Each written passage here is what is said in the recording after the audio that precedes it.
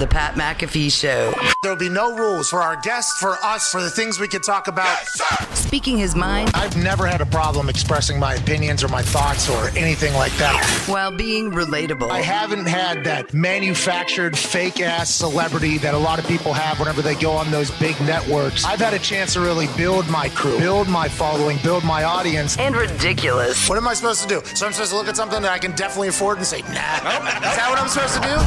The Pat McAfee Show starts in 3, 2, 1. Hello, beautiful people. It is Tuesday, August 2nd, 2022, and NFL football is 2 days away. This sports show begins now. Here we go, atta baby. Atta baby, atta baby, here we go. We have some breaking news. Whoa. Out of the NFL world.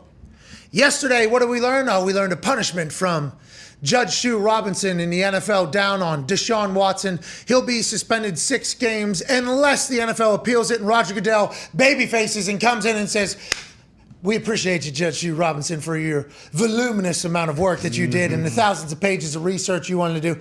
But I'm actually going to say it because I am the Supreme Court in this situation, just like I was before the CBA even brought you into this whole process. I'm going to add 4 more games on her. He's suspended for 10 games. Then Deshaun Watson's team potentially sues the NFL for wrongful whatever, and then that goes to court, and that suspension is potentially delayed. But that also potentially opens up discovery, which would mean we'd learn a lot about a lot of things. So would Deshaun Watson's people want to sue the NFL for appealing the 6-game rule? Whatever. Yeah. That was yesterday. Yeah, right. That was yesterday. Punishment yesterday. There's a new punishment today. Wow. What? There's a new punishment in Dahn.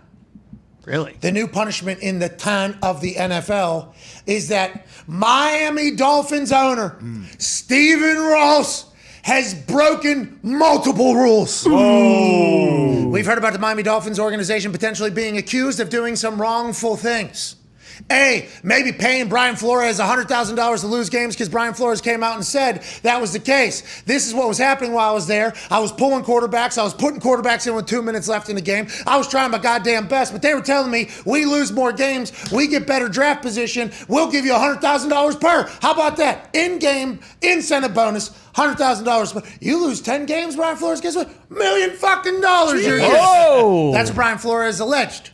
Stephen Ross and Miami Dolphins said that ain't true. Hey, we didn't do that. That is not real at all. Because that would mean that we're jeopardizing the integrity of the NFL, because then we would have teams potentially not trying, and that's not how the NFL operates. No. Especially with sports gambling. That would jeopardize everything if there's potentially an owner telling their coach, that's ludicrous, is what Stephen Ross said. Yeah. Well, the investigation that the NFL held has come back with an answer, and the answer is that Stephen Ross might have said, like, hey, our draft position isn't great. Yeah, we could get better, but nobody could confirm that there was an incentive base and that he was serious. It seems like everybody said that he was saying it in jest. So Brian Flores saying that he was getting paid for it. The NFL in their investigation was not able to find any documents. If we read the memo that came out actually 2 minutes before this show started. Right. The countdown. So, although he said it in jest, and it might have been mentioned to people around the building about their draft position because they weren't going to win a Super Bowl, the NFL is alleging that there was no incentive-based actual, hey, we need to fucking lose so we can get better. So the integrity of the game, the NFL says, in this particular situation, still intact. Now, the other thing they were getting investigated for was tampering. That tampering was of Tom Brady, who we learned very quickly out of his retirement that he was potentially going to be owner, player, coach for the Miami Dolphins, just like Jackie fucking Moon. Yeah. And just like Jackie said, get the funk out of my face, get the funk out of my face. Get the funk out of my face, get the funk out of my face. If you don't like my music, you don't have to use it. Funkin' is a Jackie Moon, obviously great at music. I don't know if Tom Brady is, but Tom was going to become Jackie Moon of the NFL, and we had heard about this after he retired out of nowhere. It was like, holy shit. Then there was another name involved, Sean Payton. He retired out of nowhere. Gave a 45-minute press conference. We learned nothing. It was like, oh, Sean Payton also supposed to be head coach and owner of the Miami Dolphins. Like, holy shit. Brian Flores told us that there was allegedly going to be a meeting on a yacht, Stephen Ross's yacht, with Tom Brady. Brian Flores didn't want to do that because that would be tampering. That'd be illegal, and he had the the utmost respect for the New England Patriots and the Tampa Bay Buccaneers. The NFL has investigated these charges that maybe Stephen Ross was trying to bait players away from the teams that they're in and coaches from another team that they are contractually obligated to work for to become owners. And the NFL said, yeah, these motherfuckers did do that. Whoa. Yeah, the NFL said they certainly did. The Miami Dolphins, Stephen Ross, operating through a man named Bruce Beal, who we just learned about as Mr. Beal in the report. He was the successor, I guess, to be owner of the Miami Dolphins, current vice president. Yes. I guess he was the one conducting the conversations with Tom Brady when he was a New England Patriot in 2019. Sons of bitches. They said it started in August. That's right fucking now. Whoa. Those conversations started in training camp whenever he was with the New England Patriots for his last season. Allegedly, Bruce Beal and he were chit-chatting about potentially getting involved with the Miami Dolphins, a division rival at the time, and maybe some ownership. And Bruce Beal would keep Stephen Ross updated on how those conversations would go all the way through the season, then into whenever he was even with Tampa Bay, all the way to the offseason afterwards. So he was contractually employee of two teams when Stephen Ross and the Miami Dolphins were reaching out to Tom Brady about potentially becoming an owner and a player for the Miami Dolphins, which we all can assume led to the retirement out of nowhere, in which he thought that was going to happen. Then they found out it was illegal because they were currently tampering. Did the same thing with Sean Payton. I guess that conversation didn't start till later, post 2021, I believe is what the investigation said. So now the Dolphins have been punished. They lose a first-round draft pick next year, a future third-round draft pick, a $1.5 million fine for Stephen Ross, and a 6-game suspension for Stephen Ross. He can't show his fucking face in his suite down there at that stadium. Goddamn right. Okay? So this is interesting. This is fascinating because this follows up the rumors that Dan Snyder had been hiding money from other owners. So NFL owners, for those that don't know and you haven't paid attention to NFL business, NFL owners vote 31-0 on basically everything. Or 30-1, and the one is the Chicago Bears folks who don't even participate in the meetings. They fall asleep like La Russa did during that fucking baseball game. That's right. Be careful of the players. Okay? Now, I think you guys are just too lazy to read Checked through. out. Don't care. Whatever's going on. The owners are always a tight-knit group. Always on the same side.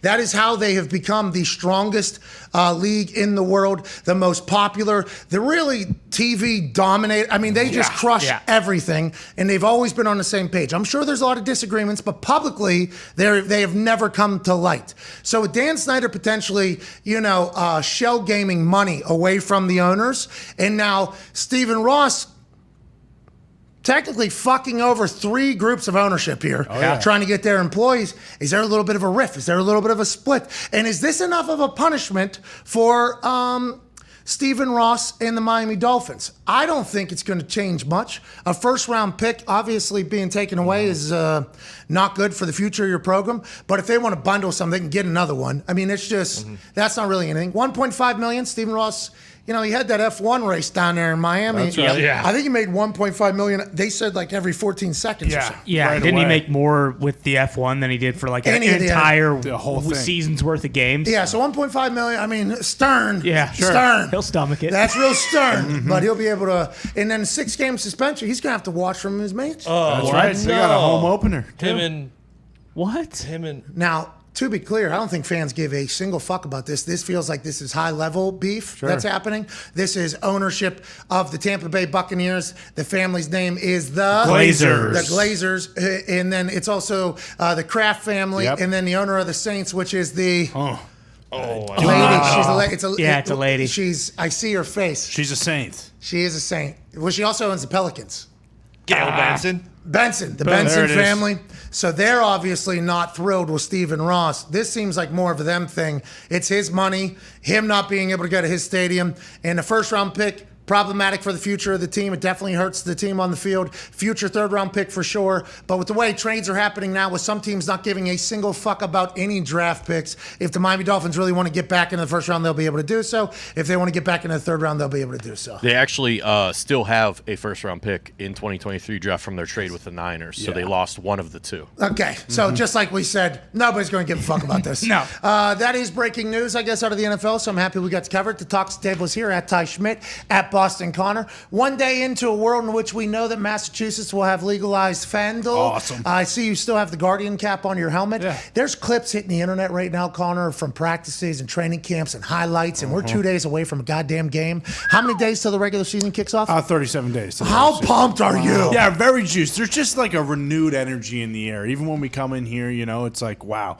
football really is around the corner. And just the thought of, placing those bets on that first Sunday. How about Thursday? We already got Thursday. There's already a line out for Hall of Fame game on Thursday. Exactly. Yeah, and I'll probably end up betting the under just because that's what I did last year, and it worked because the game is so bad. You figured it out. Well, I don't think I figured it out. I think it's been pretty known. No, that- you figured out sports gambling. figured it out. This is a good bet. Well, no, I figured out sports gambling during the regular season. I have a foolproof plan that, if you continue to dump money in, eventually you will end up in the green. So I feel good about that as well. Smart. But- I want to let you know that is not accurate, though. well, no, it's pretty foolproof. I mean, there's a chance I'll be able to guess every single winner this entire year throughout all 18 weeks. Patriots. I like the Patriots. Yep. I like the Patriots. Yep. I think I like the Patriots. Uh-huh.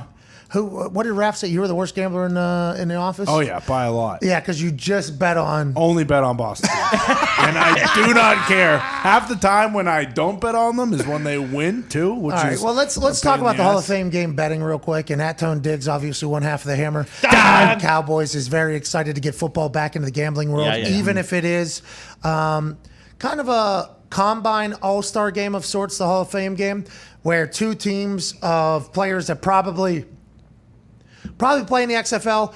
Maybe a couple guys will get another shot at the NFL at some point. You're kind of getting a chance to watch like a Senior Bowl here, Yeah. or like NFLPA Bowl or whatever. The Hall of Fame game is not a game that people should be gambling on. No. But if you host a gambling show every single day, probably a welcomed addition. We don't have a fucking clue who's playing. We know Trevor Lawrence and ETN aren't playing. Right. Derek Carr and Crosby definitely not playing. Devontae Adams definitely not playing. Waller. You can just basically go through. We have no idea who any of these humans are, right? So how do we even get a good Yeah, grasp? that on it? doesn't matter. I'm going to bet the board either way. The total did drop, by the way, from 32.5 down to 30 now, I believe. Jesus. That was on the back of the news that Lawrence won't play. The backup quarterback for the Jaguars, C.J. Beathard, won't play. So I like to look at the quarterbacks. So we know their top two guys aren't playing there. So we're going to get Jake Luton for the Jaguars. And then Snake. Kyle Slaughter, who's actually a USFL guy this year. Wasn't great in the USFL. So, I think that's why the line also moved. It was minus 1.5 Jags yesterday. It's plus 1.5 Jags today. So there's been some movement there. Yeah, Here- sure. Here's what you have to look at, too. What's that fella's Sheeran? Edge. Yeah. Nope. Johnny. John John Sheeran. Sheeran. Ed Sheeran Ed also. Sheeran. Also a guy. Pretty good. He fella. is a Sheeran. And he's English. This is what I'm looking at. Stidham. He's Irish, right? Connor's ex-favorite Fella quarterback, knows Jared Galway. Stidham. Did him. Patriot great. Stud him. Dog. Went from the Patriots. Hold on, please, to the please, just Raiders. 1 second. You thought that Yeah. guy, do you remember? Yeah, You were I cutting remember. promos, Oh, yeah. I think in our remember old vividly. studio. Oh, yeah. Yeah. About Jared Studham taking over for Tom, no problem. Yeah, easily. That was Hoping before Canada. Stidham gets a start because guess what? He followed McDaniels over from Patriots, so he already knows. He knows the offense. He's a dog. And then you got Nick Mullins, who's the backup to Stidham. He's a dog in this league. He's got wins in this league. So I am leaning towards the Raiders. Strictly, that's how I'm betting this, is strictly based off the quarterbacks. That's it. Here we go. A conversation that I've been looking forward to. Diggs, great breakdown. By the way. That's maybe 10. I think we're going to make money Maybe. off of this game. I hope so. I mean, we're going to bet. And this try. really sets the tone for the rest of the season. It does. This is either we get lucky and hit one, or is this how the year's going to go? Are we going to be 2 yards away from a Joey Burrow scramble from a $40 million hit against FanDuel in the Super Bowl? Unbelievable. Is that what we're going to do? Or is that going to go our way this year? That's what we're learning We'll on see. Thursday. Our way. Tone, I can't wait to take all the things that you just said and put it into action to propel us into a good luck, into good faith, into a hell of a season, taking all of FanDuel's money. Hell yeah. Now let's pivot to talking about money. A man who has to manage money. A man who has been putting on an absolute clinic with the rules that are placed before him on how you build and construct a roster in the NFL. Ladies and gentlemen, the salary cap guru for the Tampa Bay Buccaneers, the team who's been able to hire and pay every single all-star you've ever heard of for the last 3 years. Ladies and gentlemen, Mike Greenberg. What's up, dude? Thanks, guys. Appreciate you having me on. Hey, what should I call you? Mike Greeny, Mr. Greenberg, big brain guy? Whatever works for you. All right, Greeny. Nah, that's the other Mike. Big Big brain guy. Mike. Big Mike. Big brain Mike. Yeah, big brain Big Mike. brain Mike. Yeah. Big brain Mike, do you think that what we just said is an accurate assessment? Do you think you have a bigger brain than everybody else? Like when you started doing what you were doing with the salary cap, and I think it was explained to us by Andrew Brandt, former executive of the Green Bay Packers, it's a cash over cap thing that has been introduced into the modern roster construction where some teams have been able to take advantage of it and some teams haven't. Is it just you sit down every day and have to go through the rules, see what you can do, what you can't do? Did a light bulb switch one day where it was like, damn, we can pull this off, we can pull that off? And how long have you been a salary cap guru into figuring this out? Was it like as soon as you sat down, you're like, how come we haven't just been doing this the entire time? If any of that, a lot of questions, but I think they all lead into each other, I think, big brain Mike, I think. I appreciate it. First, surround myself with really intelligent people. We have our director of football research here, Jackie Davidson, who's just a brilliant mind. So we work together hand in hand on all the salary cap and contract stuff.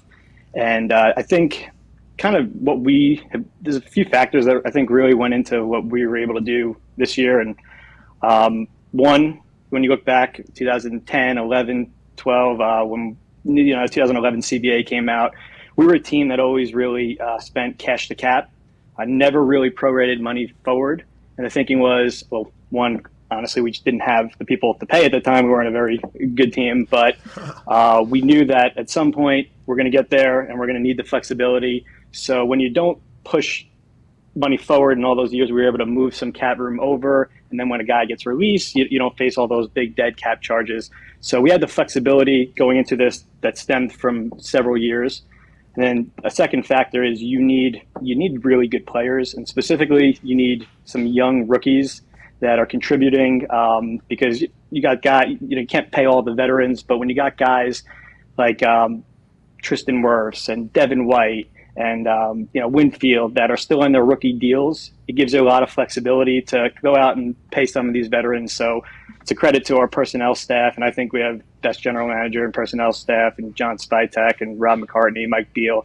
They've drafted phenomenal, and that's really helped us, our flexibility, being able to bring some veterans in, because when you have some of these rookies that are really making impacts and Pro Bowl players, you can go after some of these veterans.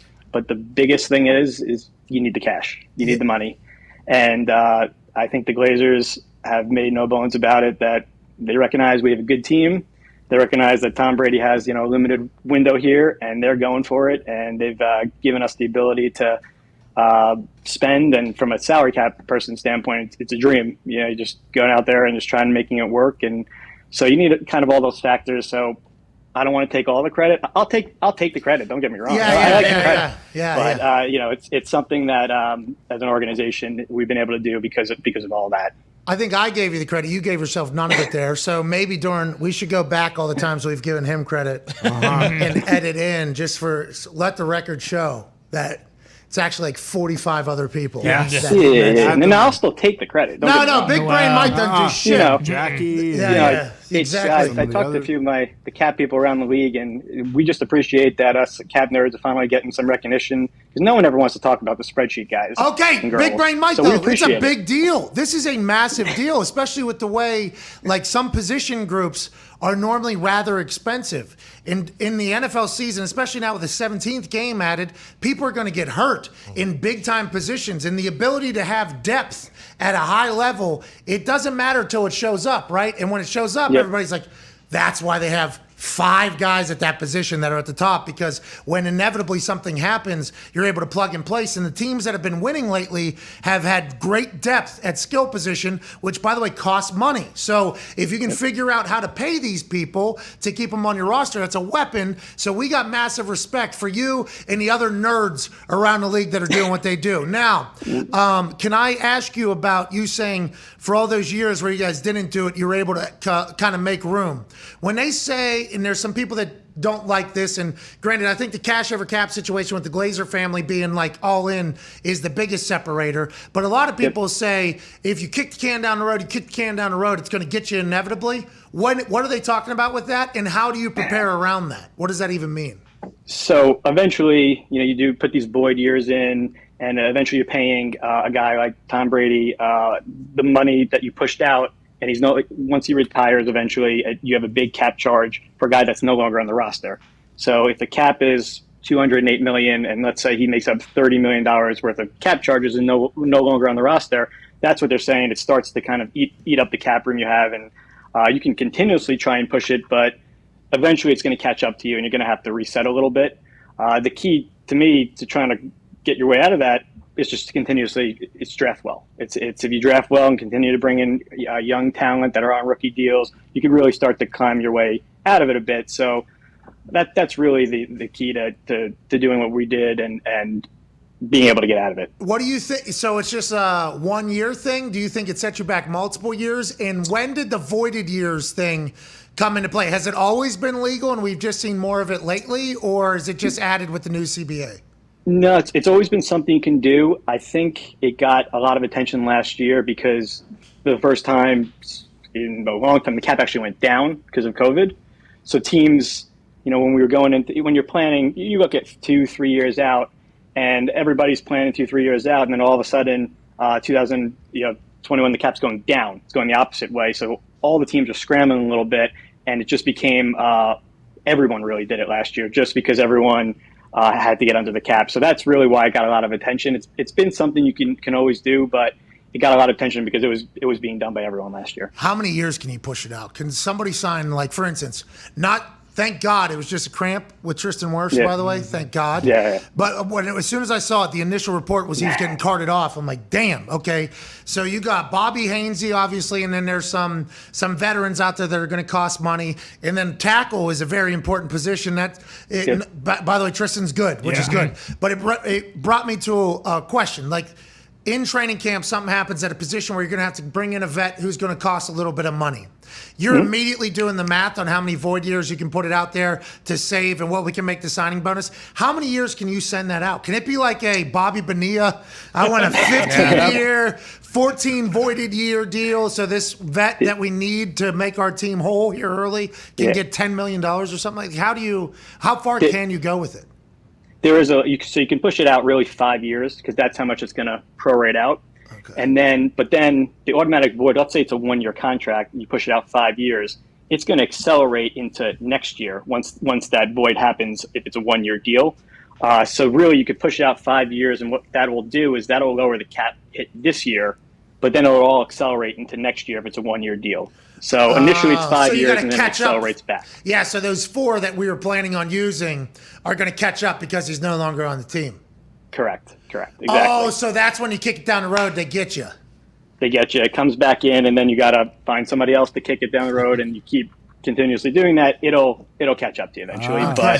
But it's something that, when you're going for it, you're going for it. Hell yes. Yeah, can we get Tom Brady back? Yeah. Sure. Yeah. Can we make it work? Can we get Godwin here on a franchise? Yeah. Well, Evans. The answer is always yes. Yeah. Can we get Evans here? Yeah. That's what we've been saying this whole time. Big brain Mike. Because there's some teams that we pull for where there's some moves that could be made, and somebody goes, well, cap wise, they don't have anything. It's like, yes, they do. The Saints saved like $100 million in like 2 days. Did you see that shit? Do you watch other people's films, like other salary caps moves? Because what the Saints were 70 over, then they became 30 under in like an 8-day period or something. Like I was like, holy shit. The salary cap people in the NFL are we are collectively the most judgmental group.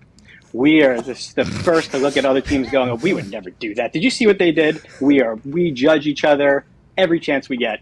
Close group, but we just judge each other all the time. It's part of the fun. You have to be able to make fun of other people. Every new deal that happens, that affects you guys, right? I mean, you have to watch the market all day, every day. Are you watching it like a trader almost with what? Yeah. And what you like to do is you call your friends who just did a deal. Before you even see the deal, you go, I can't believe you did that deal. I can't believe that deal just got done. Just to get under their skin a little bit. But we are collectively a very judgmental group. Ty, your question for Big Brain Mike. Yeah, brain Mike. In terms of like the kicking it down the road, when you look at the new TV deals and all the money that's coming in and where the cap's going to go, is there any type of thought where like, hey, we can kick it down the road and we'll be able to kind of outrun it because of how much money is coming into the league and where the salary cap is going? 100%. So we're always looking. Okay, we're trying to figure out what the cap's going to be next year and the year after. And with the TV deals coming in, it's obviously going to increase the cap. So 100%, we're always taking that into consideration and knowing, okay, that's really a factor that played into ours too. We go in a few years with the cap, it should increase with all the new TV deals, and we'll be able to push it. And that's why we kind of made the decision, let's push it forward. And so definitely take that into consideration. What is the cap? It's the TV rights, right? And then what else? It's a collection of things, collection of formula that the NFL and union negotiated, and CBA, and it's a little bit complicated. But I think it's TV I defer to rights. the league and the union to kind of put that together and give us the number. Yeah, but I think it's like TV rights is a big part, and I wasn't saying that for you, but I think TV rights is to do that. So it is. When you see the NFL is like, yeah, Sunday ticket was $1 billion for this time. We're asking for $2.5 billion now. Like, you guys all have to perk up and be like, whoa. Here we go. Okay, so that's at Yep. least right. And Yep. because Yeah. who knows We know where it's it could go, increasing. right? Who knows where it could go right now? Right. We know it's increasing now. At the same time, so will the player salaries. They'll want more. They say they look at it as well. The agents look at it and they say, look at these TV deals. A $20 million receiver, he should really be making 30. So as everything increases, so does everything else. The minimum salaries from the new CBA keep increasing. So it kind of works both ways there, because everything's going to increase as the cap increases. Oh, you just said inflation. No. It does feel like you just did that. Are you lead counsel as well, or do you just give a heads up on how things will work with other people negotiating? Am I what? I'm sorry. Are you lead counsel for Bucks as well? Yeah, so me and Jack Davison, we handle all the negotiations together, and Jason will chime in as well. So he loves to talk about some of the interesting cap rules, funding rules. That's really where he gets interested. That's awesome. He defers to us on all that stuff. He does. That's where we lose him. We're talking to Mike Greenberg, salary cap guru and lead counsel for the Tampa Bay Buccaneers. Cash over cap with the Glazer family backing it and the whole team being in. Seems to have found maybe a cheat code down there in Tampa Bay, and it's been fun to watch. Tone Diggs, your question. Mike, so does Tom, when Tom says, hey, I got Gronk and I got Julio on the hook here, does he come to your office first to see if you can make a deal happen, or does he go to Jason's office first? Who does Tom tell when he wants someone on the team? So Jason and Tom have an unbelievable relationship. I think Tom never really calls Jason and goes, we need to sign this guy or that guy. That's blown out of proportion a little bit. What ends up happening really is guys get released and they want to come and play here. They want to play with Tom. They want to play for BA and Todd Bowles and Byron. The veteran guys realize that we're in Florida. We have no state taxes. That's a big thing. Yes. So they want to come here. So with having, and there's no doubt about it, they want to play with Tom. And we get a lot of calls from agents when guys get released or when they're in free agency, just checking in to say, hey, you guys interested in my guy? Would love to come down there and play with Tom. So there's no doubt that people want to come and play here and play with Tom. But I think there's other factors of the organization as well with the coaching staff and as well. Greeny, a couple years ago in the middle of COVID, there was a time where your kicker and your punter tested positive, and I thought to myself, I know a lot of the coaches down there. I've never got to kick and punt in a game. I could do one game. Oh yeah. So I reached out to a couple of friends of mine. I'm like, hey, what would have to take place here? And obviously, I was told, not these friends of mine at the NFL, not any team. They're like, well, first of all, the Colts would have to release your rights. But also in the middle of this, you're going to have the antibodies already, because if you don't have the COVID antibodies, you'll have to be in a hotel for 2 weeks or whatever, and you won't be able to play or whatever. So I went and got an antibodies test. Turns out I did not have the antibodies, so none of it could happen. So I didn't even have to call in a favor to Chris Ballard. Hey, need you to fucking just let me go. Real quick. Need you to let me go. I'm going down there. Didn't even get a chance to call the Bucks. I would have loved negotiating with you, though, Greeny. So I remember this. We had a Pat McAfee meeting, BA, Jason, and we sat around and I said, the WWE money he has, I'm good at pushing cap and cash down the road. But this is going to be too much. So we had the meeting. It got talked about. We were disappointed because it would have been that way. That's where we would have probably drawn the line, because it just couldn't push that much money. Yeah, listen, we might have had to push that thing 10, 20 years down. We would have figured it out, Greeny. Go ahead, Connor. Yeah, Mr. Big Brain, you said that, in like the last 6 years when your window really wasn't technically open, you were kind of getting prepared for this time now where it is and you can go and get a championship. Do you see that with other teams now when you look around the league? Like maybe there's a couple teams that might not be primed for a run right now, but in 3-4 years they might have the pieces and the money to make a run? Definitely, you could see some teams because you can move cap room now from 1 year to the next pretty easily, and you can see the teams that really it's the ones that have the good young rookie quarterbacks and haven't had to pay that quarterback yet, maybe haven't had to pay a receiver or left tackle yet, and you see them kind of getting ready and pushing that cap room because it's gonna happen. They're gonna have to do something similar to what we've been doing. So you can kind of see some of it from blooming with some of those teams that have a lot of cap room that keep pushing it forward a little bit. See, that was some things that was a trend there, right? Whenever Goff was at the Rams, he was rookie quarterback. They paid a bunch of OGs around him. Then Seattle, right, when Russ was young, they paid Legion of Boom. They paid everybody around him. Now it feels like the trend is young quarterback, you can pay OG wide receiver, or older quarterback who's already been broken off once, takes a little bit of a team-friendly deal, you can pay wide receiver. But if you're in that big pay of quarterback run, going to be tough to pay the skill positions.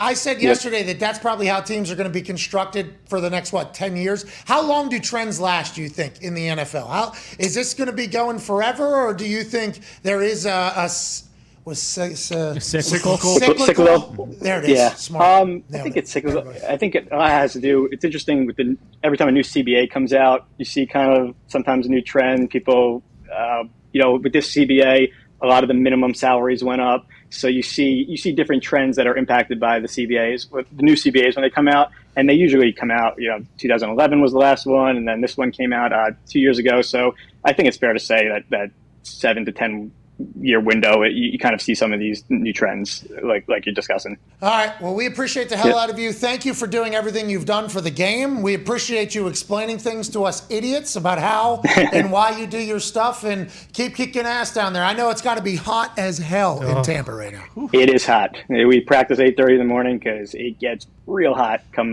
lunchtime. So I could imagine. I know you guys are selling the no state income tax. And I know you guys are selling hey, the manatees in the bay. It's beautiful. In the town, there's cranes everywhere. Everybody's having a good time. Go boats. It's going to be go boats everywhere. But we're trying to get AQ Shipley to come back. We're doing well, things down there. He's actually the one that told me, because I run hot as well. He's like, it is always 150 degrees down here. It is always 100% humidity. I think that's the only thing that anybody has said that isn't great about Tampa. Aside from that, what a fucking beautiful place, and congrats on all the success. Appreciate it. Thanks for having me on, guys. Love the show. Appreciate it. Ladies and gentlemen, salary cap guru and lead counselor for the Tampa Bay Buccaneers, big-brained Mike Greenberg. Hey, Okay, so everything we thought. Yeah. Just need an owner, right? Need an owner that says, let's go win a little bit. Yeah. And then you are going to have to answer the bell at some point. But then you move it. He let it fly in there in the middle of his second time talking about it. Yeah. He's like, but then you just move it. Hopefully somebody else will pick it up, and then you just kind of move it, keep moving it, keep moving it, keep moving it. And if the TV rights deals are a massive part of the salary caps, and I know there's a formula, the amount of percentage, and then obviously I think it's split 50.5 to 49.5.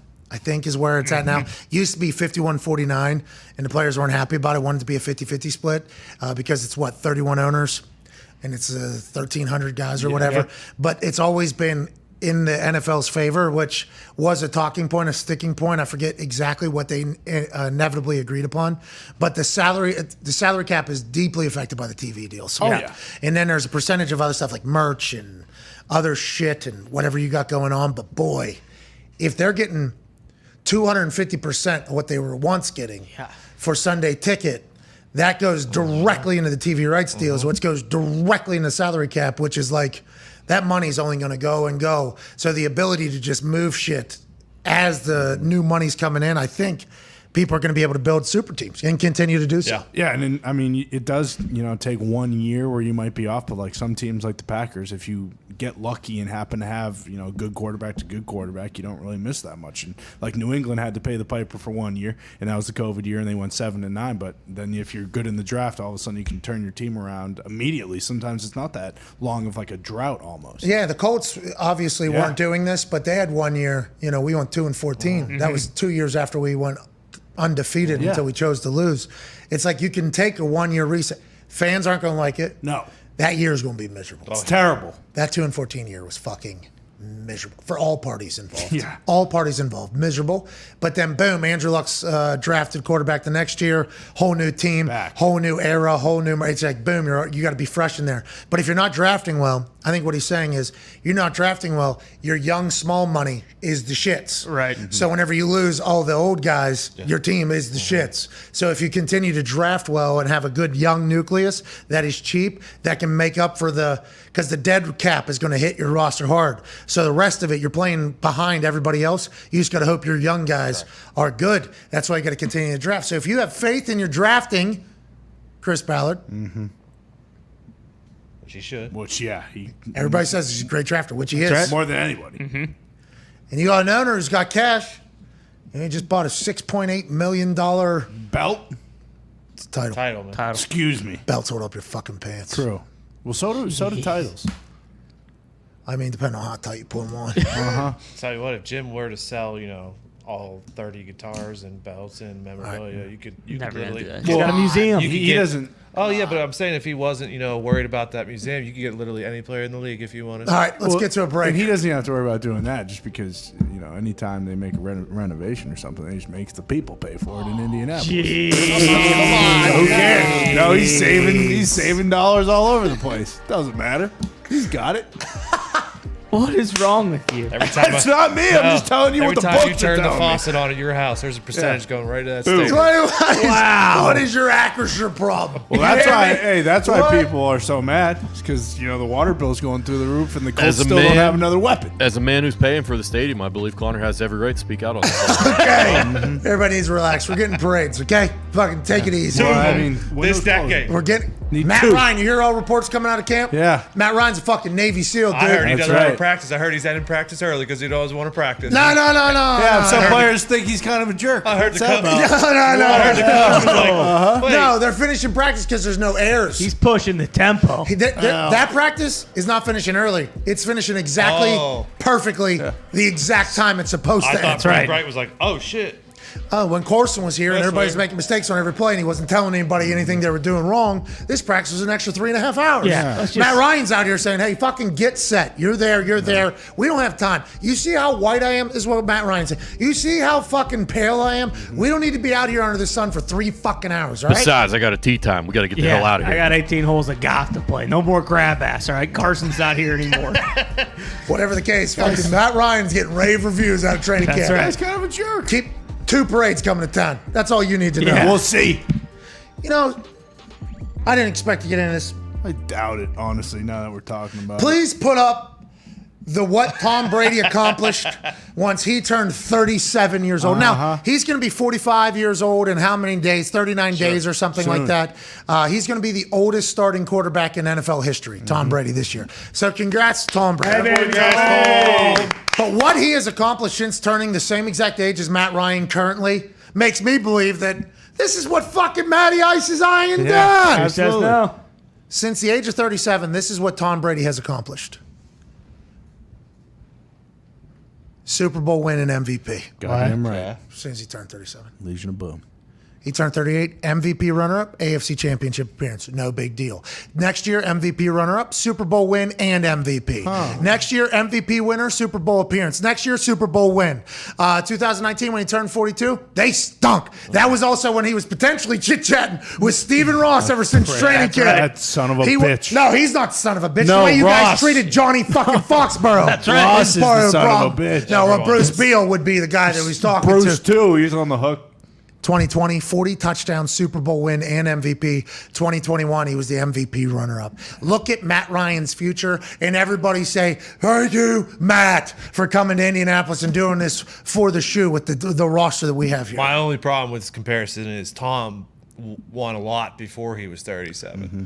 Yeah, but we're not talking about. Talking we're not talking post about 37. The other massive bummer about that list there is one of those Super Bowls is when they destroyed Matt Ryan and kind of ruined his career in Atlanta and that whole entire organization. So it's like, sure, tomato, they're both the same age. What are they going to do after? Well, isn't it crazy? Because you would think after Tom did that, he would have just got more relaxed. But instead, when he turned 37, he fucking put the pedal down and said, I'm only going to get better. Mm-hmm. You don't think Matt Ryan, with all the chips on his shoulder, he had to move the chips to his right shoulder because he couldn't fucking see where he was hitting his golf ball. That's right. And that one from the Super Bowl is a really fucking big one. It's like a triple chip. You know, like a Big Mac of chips. Sure. It's chip, air of spite, chip, air of piss offness, and another chip. It was so fucking big, he couldn't hit his driver in the fairway because he couldn't get a good fucking eye on it. So he moved up to his right fucking shoulder. And you need to relax. It's not about what happened before 37. I agree. It's about what happened post 37. I don't go ahead. What, that stadium down in Atlanta? Yeah. Was supposed to be like $400 million or something. Cost $6 billion. What else do you think is going on down in Atlanta Falcons operation that maybe held Matt Ryan back a little bit? How about some turnover, huh? Sure. Matt Ryan's ready to win a fucking Super Bowl here in Indianapolis because of exactly what Tom Brady did when he turned 30. Tom Brady You had two a just brought coaching up a really good point about Tom Brady. Well, how come he's not getting at least 6-7 game suspension for his role in this Miami Dolphins? Yeah, because this is like when somebody's in a relationship and the partner or the person that maybe did some fuckery on side gets mad at the outside person. Remember on Cheaters? Oh, yeah. That You one bet. guy stabbed that other guy on the boat. That's right. But didn't do anything to his wife who was doing the cheating at the time. This guy didn't know. Yeah. That's what everybody's asking. How come Tom It's a not fair getting question. stabbed on the boat? Well, Tom does a lot of questionable stuff these days, and I think everyone just kind of turns a blind eye to it because he's the GOAT. What is your problem? Which, hey, Jeez. What is your problem? Yeah, fine remember with when he me. got blacked out? yeah. What? He's all boozed up on the boat. Way to be a role model, Tom. Guy can't enjoy a beverage. The most human thing he's ever done, tossing fucking Lombo boat to boat in a river in Yeah, Tampa over some manatees. He got some tequila in his circuit boards and he fucking couldn't Wait, walk it. The most human thing he's ever done is Tommy and Gronky giggling with their feet in those little pools. I mean, that was cool. But since then, he hasn't been himself lately. It's weird. How about when they started getting the giggles for Yeah. real?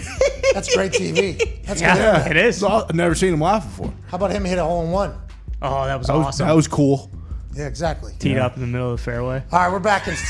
That was an interesting tee That ball. was sweet. Some of those really nice courses though just have. You're right. You know what I mean? You're right. Because he's Link style. so far back. Yeah. Let's go to a break. On the other side, we got Matthew Stafford throwing darts. Yeah. Him and Cooper Kupp are going to somehow be better.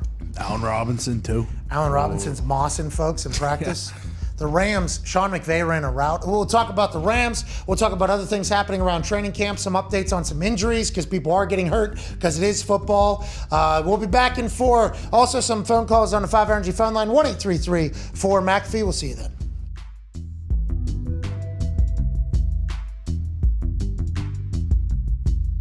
From Pittsburgh, Pennsylvania, by way of Indianapolis, Indiana,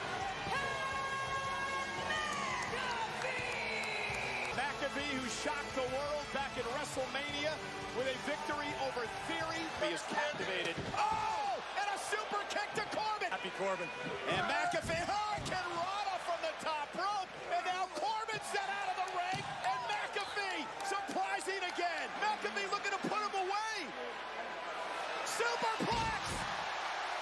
Of course, the rope's obviously very slippery with the humidity here. McAfee taking his time, going up to the top rope. Check this out. McAfee looking for the Swanton Bambini for the brand. Back to his feet. McAfee leapfrog over Corbin. Oh, look, went for the end of days. Right hand. Referee Charles Robinson knocked down. McAfee laying. Payback for last night. Payback for last night. A blatant low blow for what happened on SmackDown. McAfee up over the top, shoulders down. McAfee got it. McAfee got it. Ladies Ladies and gentlemen, Pat McAfee has done it again. You got lucky.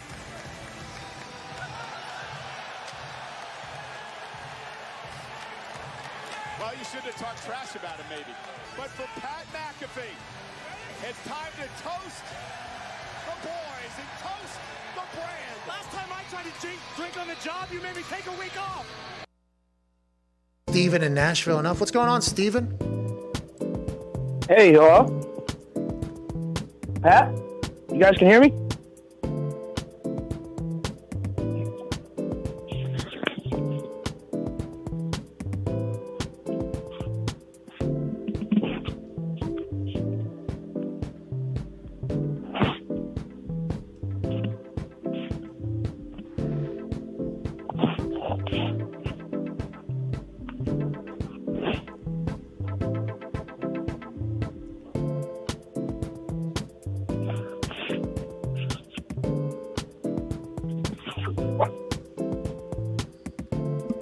This is the worst call we've ever had, Steven. My God. So mean. Steven. Hello? Steven, Yeah. this is the worst call we've ever had. So much dead air there. Yo, Pat, can you hear me? Yeah, keep it going. Hello? Know what you say? I was going to hit him again. What? Yo, Pat. No, Pat? right there. Pat.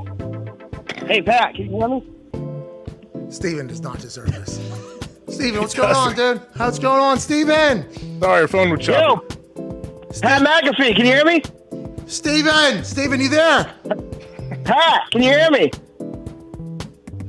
What's that? Hello? Is it a cup and a string? Steven! Yo, Pat. Pat, can you hear me? Hello? Steve! Pat! Hey, there you are. Hey, what's Hello? going on, Steve? Hey, Steven, sorry about that. I think we're having connection issues. What's going on, man? Hey, sorry, man. I didn't know if that was me or if you were trying to talk to another guy. And then I didn't hear you guys. Steve! Yeah. Hello? Oh, we lost him again, I think. Shit. Pat! Can you? No. Pat, can you hear me? Steve! Hey, Steve, there you are, Steve. Pat! Steve! Pat! Hey! Pat! Pat! Steve! Pat! Oh, can you hear me? Hey,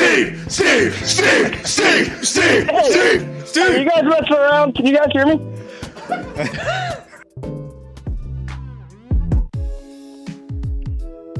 Hey, welcome back to the show. It is 49 minutes exactly into hour one here on this Tuesday, August 2nd. It's already August. Yeah. It's already football season. There we go. Hall of Fame game 2 days from now. Unbelievable. Big day today for baseball, though, right? Yeah, huge. Massive. Yeah, so Sean Casey, the mayor, will join us in the third hour. Ty will probably be leading that conversation because, to be honest, every baseball conversation I have with any baseball person is the same conversation. You never played with Jim Leland, you know? Well, not only that, I've actually never played more than 7 innings of my life. Sure. And it was Shohei Ohtani up to.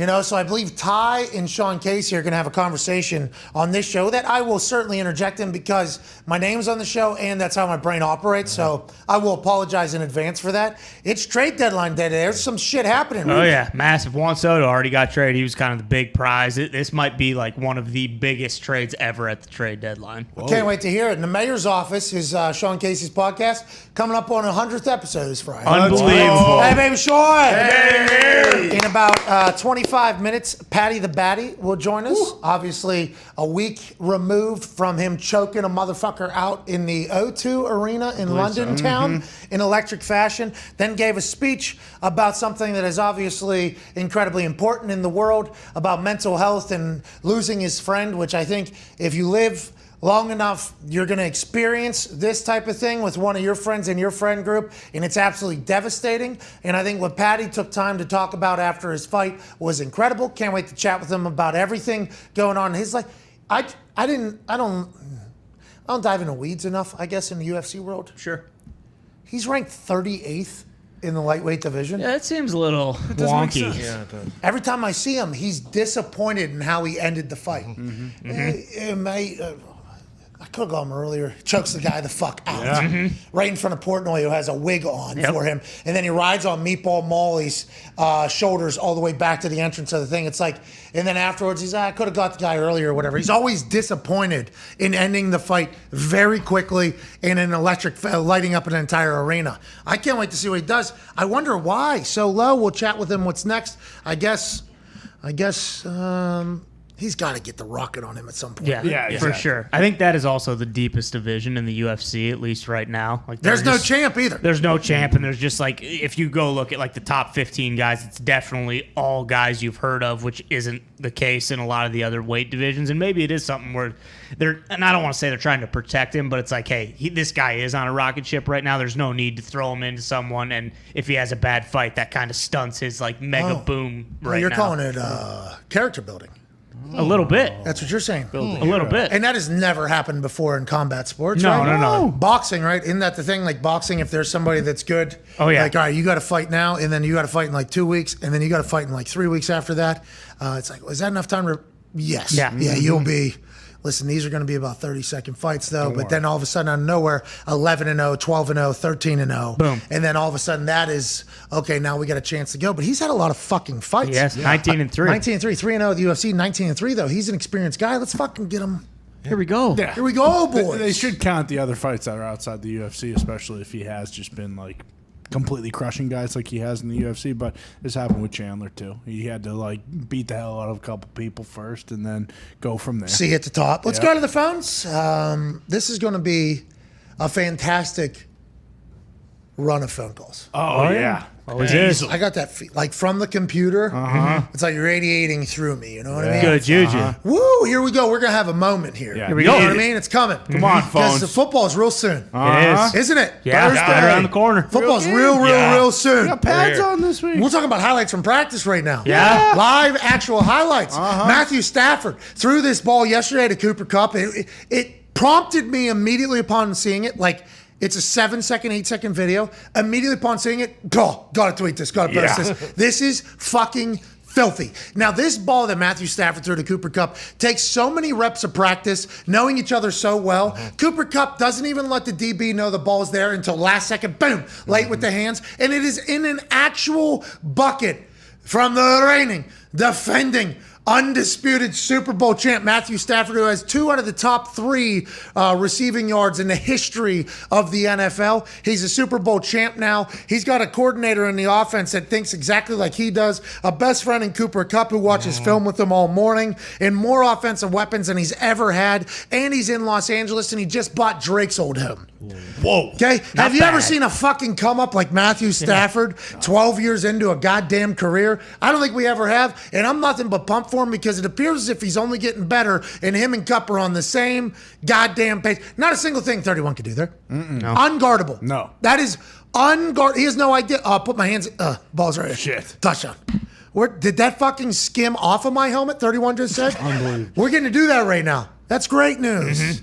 We're talking about litigation and ham sandwiches getting indicted. Yeah, no big Now deal. we're talking about fucking dimes and touchdowns and fights and battles, and it's football season. Yeah, Here we it go. is. And I mean, it isn't just Cooper Kupp too. They had the Allen Robinson he back mossed it. shoulder. Moss him, Moss, yeah. Oh my God. I don't want to bring a rainstorm to this party. When did he buy Drake's house? What do you mean? Yeah. I don't know. What happened? There's for sure a curse coming. What?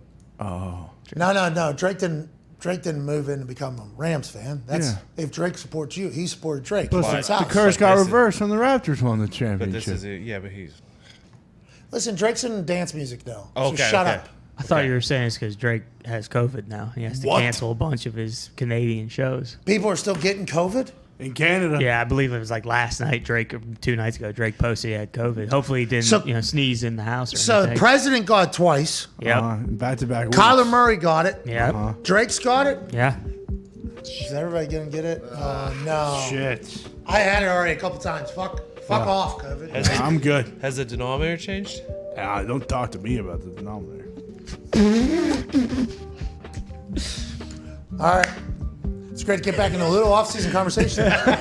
We'll be back in 6 minutes for hour 2 with AJ Hawk and some phone calls on the 5 Energy phone line. Next hour should be great. Here we go. The baddie. I mean, there's a lot to chat about. We'll see you in about 6. Hour 1 is now over. Hit it. All right, let's go to the phones. High expectations here. Hi. Dude, what happens? 5 days Kyler has to miss. He had no symptoms, right? Yeah, but he had a boo-boo on his wrist either way. So. All right, let's go to the phone. Couldn't play. Anyways. Let's go to the phones. Let's go to. Man, they ruined let's go to. You guys are fucking terrible. This is not on us. You are This terrible reports out of people. care. This is on the Cardinals and his agent and him for signing that piece of paper. Let's go to Owen in San Diego. Owen, what's going on, pal? Hey, how's it going, boys? Love the show. We appreciate that. Hey, we love San Diego, man. Thanks for calling in on 5 Energy phone line. What do you want to talk about? Hey, man, I was thinking, since Brady's leaving Tampa, what are we going to do to recruit him to Indy? Should we give away Boston Connor? Oh! That guy's a So Colts fan. I'd be negotiating with Greeny for you to go to Tampa and Tom Brady to come here. Oh, sure. I want to let you know, wouldn't do it. Hey, come on. Well, I mean, that's because you got a Navy SEAL already. Boom, Matt Ryan's Yeah. I mean, wait till you see what fucking Matt Ryan pulls off. It's going to be ridiculous. There's no chatter nationally about the Colts right now. Well, Jonathan Taylor, fucking MVP candidate last year. Shaq Leonard. Shaquille Leonard, sweet. new name. Yeah. Same dog. We have no wide receivers Michael that Pittman Jr. have been Hey, proven. Alec feels like he's got a good camp going on. He's got Reggie there too. Oh, Reggie yeah. Wayne, the wide receivers coach. I got a lot of faith in that. He's the vet in the room. He just, Yeah. that's. Coach. I think it could work out here. Chris Ballard has been very positive about the young wide receivers. Yeah. Last year, a couple of them got dinged up. We didn't get to see him. And Carson Wentz was doing Carson Wentz stuff, which is great when it's great. Cardiac when it's bad. Yeah. Well, that's why, does it matter that there is no national narrative? You don't have a bumbling doofus playing quarterback anymore. All right. So Let's get to it. That ain't the case. I don't feel that way. The opinions of those who speak into microphones on this particular program do not necessarily reflect the opinions of their peers or their employer. Yeah. Okay. And they got Gilmore. Kind of forgot about that. Then they posted that clip of Alec Pierce running a route against them. He looked awesome. And Gilmore looked awesome. Yeah, Gilmore won high. Yeah. Point of ball. And throw was a little behind. Yeah. Well, that kind of wasn't tough Matt. That was somebody else. Hockabeeson? Yeah. He's actually on the He plays for Seattle. Yeah. Thank God, too. That's right. Nick Foles actually threw that ball. Yeah. Sam he is our backup quarterback. Uh-huh. We have a Super Bowl MVP as a fucking backup quarterback. No Everybody big deal. needs to take fucking notice. We're back with Hour 2 and AJ Hawk. It's more conversation. Obviously, Deshaun Watson chatter still. Stephen Ross has answered. We'll talk about that in the second hour too. His draft pick expulsions. Yeah. Forfeited. Forfeiture. Picks. Harbaugh chatted a little bit. Keenan Allen did a Let's Ride. We got a lot to talk about. We'll be back in 3. Can't thank you enough for watching and listening wherever the fuck you may be. I know you beat Leon back, 2015? Does that have any impact on this fight? Technically, no. And I said this before. Leon Edwards is saying, oh, he just watched the fight and this and that. And he sees that, he's gotten better technically in certain spots. And I've also gotten better in certain spots. But one thing that these guys don't understand is that I'm not fighting you technically. Of course, there's certain things that I need to watch out for with technically where you're good and where you're not so good. That's not necessarily how I fight guys. I fight your heart. I fight your head. I fight your heart right here. This doesn't lie. Your heart doesn't lie. It doesn't matter what you're doing. It doesn't matter how strong you are, how big you are, how tough you are. This is what I'm fighting. And I know that I can break him. I've done it before, and I will do it again. Hey, you're a dog, huh? Always been a dog? Always just, the way you just said that, technically you can work on whatever. I'm going in there to take your fucking soul, pal. Like that. Have you always had that? Has that always been something? I know you're a national champion wrestler, obviously, and you've been great as champion and almost fucking an unstoppable force, pound for pound best fighter. Have you always been just an absolute dog? And when do you think you got that? It's one of those things that you just kind of create it. And we can all attest to that. There's times when you're by yourself and you're in those fields and you're kicking balls by yourself in those fields, and you're learning where to place the ball, how to place the ball, and there's no one with you. It might not be a coach with you. It might just be you. It might just be you and the ball in the field, and you as well, just training. There's those moments to where you're just by yourself, these are moments to where you actually start to grow and build that dog. You know, you build it. I don't need a coach next to me to tell me, all right, great job. You did great there. I don't need a teammate or a friend or a mom and dad to be next to me and say, great job, and clap for you. No, this is the times that you spend by yourself, putting in those work, even when it's tough, even when it's hard. That's what builds that dog. And these guys don't understand what I've been through all through my life to get to a certain point where, hey, you could be as skillful as you want to be, but when it comes down to bite down and we're both tired, you're exhausted, I'm exhausted, chances are my dog and that lion inside me is a lot bigger than theirs. Bro, you're fucking awesome. Yeah.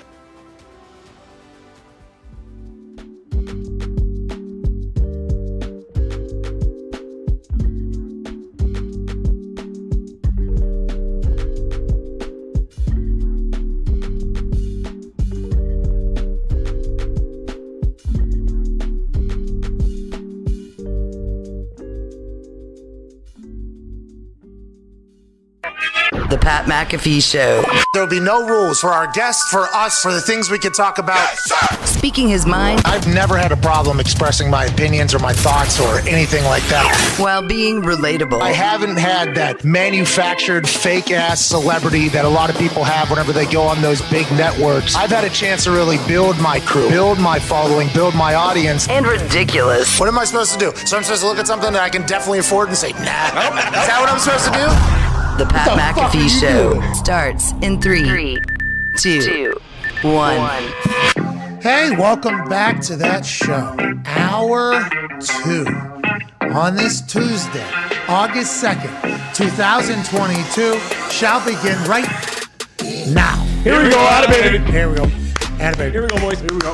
Here we go, Come on, Atta-baby. boys. Here we go. Fly on, boys. Here we go. 2 days before the NFL preseason kicks off in a Hall of Fame game, which is a bunch of insurance salesmen and other league players playing wearing NFL jerseys. But it is our first taste of NFL football as we celebrate the greats of the past and look on to the season on the horizon, which is going to be explosive, electrifying, and begins and kicks off in just 37 days. That's Boston Connor, the talks the table next to him. Matt Ty Schmidt, baseball fan, big baseball day today. Yeah, massive baseball day, trade deadline day. I guess there's 3 different reports going on right now about the Juan Soto trade from the Nationals to the Slam Diego Padres. Allegedly, Hosmer is either renegotiating a deal because he has a no trade clause to Washington, or he's going to end up staying and a different deal is going to be presented for Juan Soto, or there's a third team potentially getting involved and Hosmer's heading to a third team. Juan Soto's going to San Diego. Whatever the case, numerous reports, including one from our guy Jet Passon, that is basically saying Juan Soto's going to San Diego.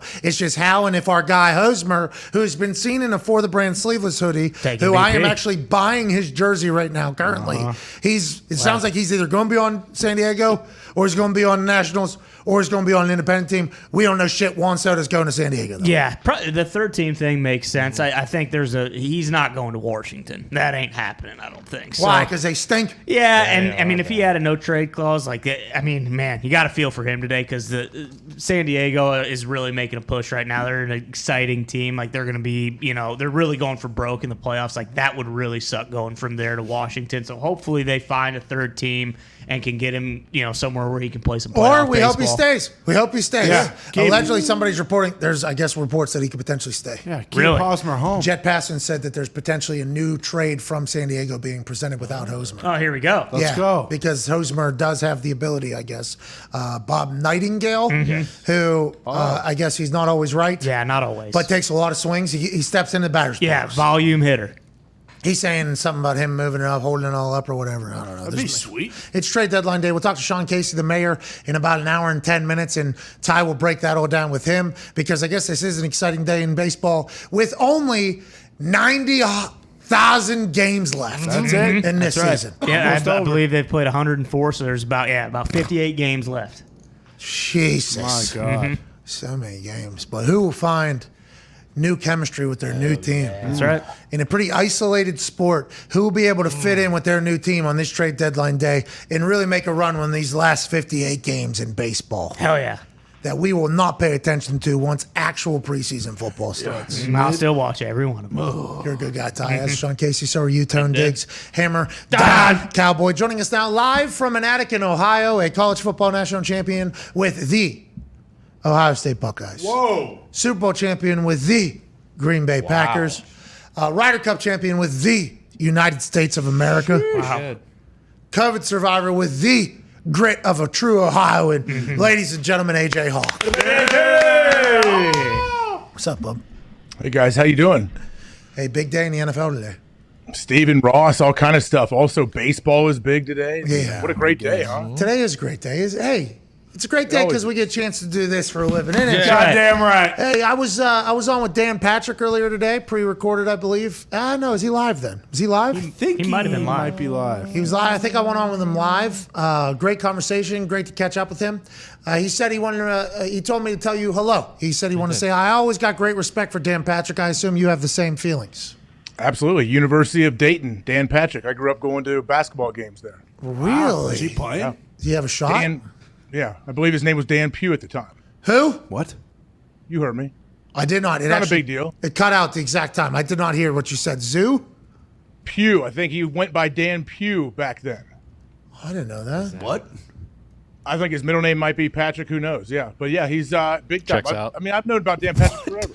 Oh, I love Dan Pat. I did not. I Danny don't think he's Pugh. hiding from anything. It's Dan not like Pugh. a secret. Commentator of the game? Dan P.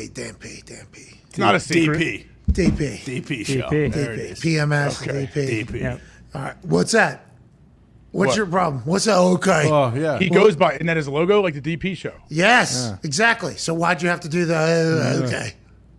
What do you mean? Well, made it you'll sound listen like- I have back no and idea. you'll hear it. Yeah, Listen you back. will. You'll Made hear it the seem sound. like DP wasn't Run it back, DP. Z. No, we don't have the capability to run it back. When we get to the Thunderdome, we'll be able to Yeah. do so. But just know your tone was pretty toxic whenever we said DP. Made us kind of think you thought of a different DP. Yeah. Like pretty quickly. Yeah. Immediately, first thought. Like maybe Yeah, he's I got have no another idea. tab open right now on his Yeah, computer. with DP Not that- on it. Yeah. Yeah, wow. The hell? Nobody knows what you guys are talking about. You do, though. You're a And sick that's who we're bastard. talking to. We're talking to you. Yeah. I'm clueless, honestly. I don't know what you young kids always think and say. Yeah. Oh, okay. Yeah. Anyways, Dan Patrick, absolute legend. I love talking to him. Let's get them a sports Emmy, huh? Yeah, what do we Come say? on. Dan X. Let's dive into the Stephen Ross stuff, though. So yesterday, Deshaun Watson suspended 6 games by Judge Sue L. Robinson.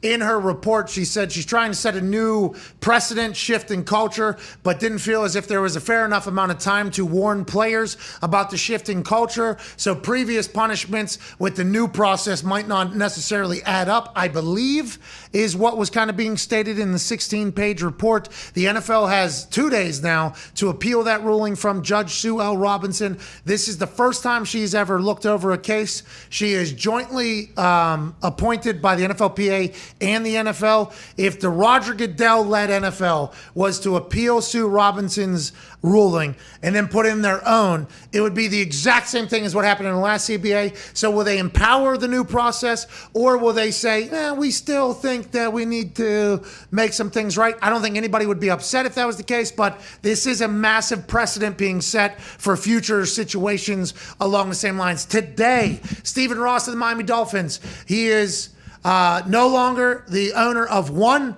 of his 2 first-round draft picks next year, a future third-round draft pick. He can't be in his stadium for the first 6 weeks of the next upcoming NFL season. He's been fined $1.5 million for tampering with both Tom Brady as a New England Patriot, Tom Brady as a Tampa Bay Buccaneer, and Sean Payton as a New Orleans Saint, both obviously being chatted about for what were rumors that we had heard very late in this whole process of maybe becoming ownership and player and coach positions for the Dolphins. Stephen Ross was ready to go all in. The tainting and trying to lose allegations, although they found that he had said it in a manner to numerous people about their draft position. The NFL said they couldn't find any hard evidence that money was offered for actual loss. So he did say it, maybe in jest or saying it at all, but they couldn't find Brian Flores' accusation of $100,000 per loss if you tank this season. So that's where we're at, AJ, as we catch everybody up. I would like to hear your thoughts on it all. How do you feel? 6 game suspension, $1.5 million fine. That's a lot. I mean, that's That's a lot of money. First round draft pick, they have 2 already, and a future third, which let's assume they can have 4 of those if they really wanted to bundle trade packages. Brian Flores' people said this is really no punishment. Stephen Ross came back and responded and said, yeah, everything Brian Flores said was wrong, and we might have done a little tampering, but nonetheless, we move forward and let's play the football. AJ, your thoughts on it all? I don't know how you feel, but I think Stephen Ross doesn't really care about the first and third and 1.5 mil and sitting out for 6 weeks, not able to come to his own stadium and watch his team play. I think he's happy to be, in his eyes, like vindicated with the tampering with Brian Flores. I'm sure he did not want that out there. He did not want to get like the accusation is bad enough, but if they would have, I don't know what, like the penalty would have been huge, wouldn't it? If they would have found out, hey, that he legit offered money to lose. Yeah, well, that's jeopardizing the integrity of the game, especially with sports gambling becoming legalized in the entire country, state by state. I mean, that's a big deal for the NFL not to lose. I mean, Tim Donaghy has still done damage to the NBA's reputation today, let alone if it was come out. Now, this is Stephen Ross's statement in answer of the ruling being declared public. The independent investigation cleared our organization on any issues related to tanking and all of Brian Flores' other allegations. To your point, AJ, as I have said all along, says Stephen Ross, these allegations were false, malicious, and defamatory. And this issue is now put to rest. With regards to tampering, I strongly disagree with the conclusions and the punishment. However, I will accept the outcome because the most important thing is that there will be no distractions for our team as we begin an exciting and winning season. I will not allow anything to get in the way of that. I will be on my yacht the first 6 weeks, about a mile away from the stadium. I will be tailgating and at the post-game parties. I will not be in my suite. That first round pick, I'm all happy about it. We got another one. Ha ha! The future third, go to hell, 1.5 million. That is literally one lap of that F1 race that I put in here. Yeah. So let's move on. Let's put it to rest and everybody can eat shit. Kinda how Stephen Ross is feeling. And by the way, once you get past an investigation, your life is probably much, much better and more free. I've been doing a little thinking here, okay? Can't wait. This is big. This is big. Breaking news. Deshaun news drops yesterday, okay? Everyone's talking about it, blah, blah, blah, blah, blah, blah, blah. What time this news dropped today? 11:55. Time we go on? 12:02. Wonder if they thought, hey, we need to get this off the PM. We need to get Deshaun off the PMS show. We need to get people forgetting about this because I saw people tweeting this too. By the way, because we're not going to file an appeal, so we need to stop. We need to get people to stop thinking about it. We'll drop this news and then look for around 11:57 tomorrow. Some more news to drop. So Tone is the voice of people on the internet. Some people on the internet. I saw some reactions to us talking about the breaking news of today, and there's a new punishment in town, Stephen Ross. I saw some people quote tweeting our video saying, oh, look at the NFL bootlickers over there at the Pat McAfee Show, not talking about Deshaun Watson anymore. And then I saw some people like holding up like the puppet emoji thing, and they're like, here's the NFL to Pat McAfee, move on from Deshaun. And I'm like the NSYNC fucking marionettes. That's what they're saying we're doing. What do you want us to do? We're a topical daytime show. They drop right before we go live. We got to talk about it. The NFL appeal, we'll talk about AJ. Well, these people don't know me, AJ. They know what to get you, what they say to get you going, obviously, which is very. I mean, it's not that difficult. First off, what are you drinking though? What's your weird blue? What are you saying? You're saying they're doing. What? He's saying they're doing. Boy, am I just walking around? Huh? You doing the shaka? No, to him? puppeteer. That's a puppeteer move. Marionette. So by the way, I will chuck a shaka, okay, because it's good vibes only, bruh. Oos, okay, I will. This is Gatorade Zero in Fiji water. You know what I mean? No big deal. Why? Why are you drinking zero? You don't want the sugar? Well, I just want some flavor, to be honest. And I did it during keto. I'm no longer on keto. I mean, I had a JBC right before we went live. I haven't had JBC in years, let alone in the last month or so. I mean, we went after it. Nick ate healthy for the first time in 10 months yesterday. Nice. Well, kinda. And then today he's back on his bullshit, got me into the Wendy's train. But I'll tell you what, I've been really attacking the day. So this is just for flavor, pal. Just for flavor. I get it. But Stephen Ross, going back to him. Okay. The tampering thing, who cares? What about you Deshaun? care about tampering? Yeah, I mean, that's the real thing. No, the tampering thing is just the billionaires, The right? tanking thing. Everyone cares about tanking, but tampering is actually good for the NFL. This is a good storyline. People are like, can you imagine if Tom Brady and Sean Payton, like, it gives them more to talk about, more to think about. especially for people to think, hey, something like this is possible to happen in the future. Like if this could happen, anything could happen. Well, yes, I concur. I think fans are excited about it, but I don't think fans give a fuck. This is the billionaires' problem. Yeah, This it is. the The tanky Glazers. thing is all that matters, though, with Yeah. Stephen Ross right now, I feel like. Yes, concur completely. That's why he's taking a victory lap with his statement. Yeah. But like the Glazer family that owns the Bucks, the Benson family that owns the Saints, and the Kraft family, right? They're probably a little pissed off about this whole thing, even though they publicly won't say that. There's probably some conversations that are going to happen in that one per club meeting that are like, hey, fuck you. And I assume, by the way, if I know the world like it is currently, there's going to be no accountability. There will be fingers pointed at other people as well. But Bruce Beal, the man who allegedly did the conversations with Tom Brady his last year in New England, started in training camp. He has been fined $500,000, and he's not allowed at league meetings anymore. I think he's supposed to be the successor to Stephen Ross for the Miami Dolphins team as a whole. So I don't know how long he's banned from league meetings. Did they put that? Is it just a 1 year thing? 1 year. 1 year he's banned from league meetings, so he can't even think about, patronizing any other teams at these league meetings when everybody's boozed up with Ian Rappaport behind the scenes. Does this hurt Tom in the future if he still wants to be part of ownership in Miami at some point? Yeah, did they just delay this deal? Because that was definitely what was happening, right? Yeah. Sean How do they Payton get retired around it? Like with the salary cap and all that, how do they make it work? Do you know? Yeah, that was the debate that we had when this first came out. Is that how would he count towards the salary cap, or would he have like a vet min contract? Then he also makes money, obviously, by being an owner. Did they present it to Peyton whenever he was a free agent? There was a rumor. I don't know if Baseball used to. I think baseball, like Pete Rose was offered like equity positions in teams when he was a free agent. So there was always a rumor. By Denver? It was Tennessee, right? Yeah. Okay. And I don't know how they're going to do it, AJ. Do you remember? Yeah, that? with the salary cap, we'd have to ask Andrew Brandt because I don't know how the salary cap. I don't think. Yeah, to me, I don't know how football makes it work. Is there a precedent? Because I'll tell you what, if a player can become an owner, I'm all about it. Let's move on. We'll definitely get back to this. To those that yell at us at what we're talking about. Joining us now is,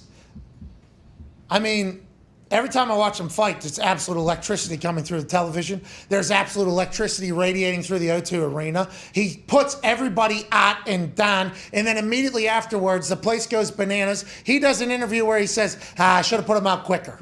Should have put him out quicker. He's always disappointed with how great he is in the octagon. We don't know that, Patty. I wish next time you just celebrate because we think everything you do is great. Then you took time to give a speech on something that's very important to people all around the world, not just in England, not just in the United States. Mental health's a real thing. We've all been affected by it. We hope you're okay. And obviously it's a bummer. Ladies and gentlemen, UFC lightweight stud, Scouser, Patty the Batty. Yeah, Patty! Oh, I just walked into an elevator, they said. Oh, no. Elevator to the top. Ladies and gentlemen, Patty the Batty!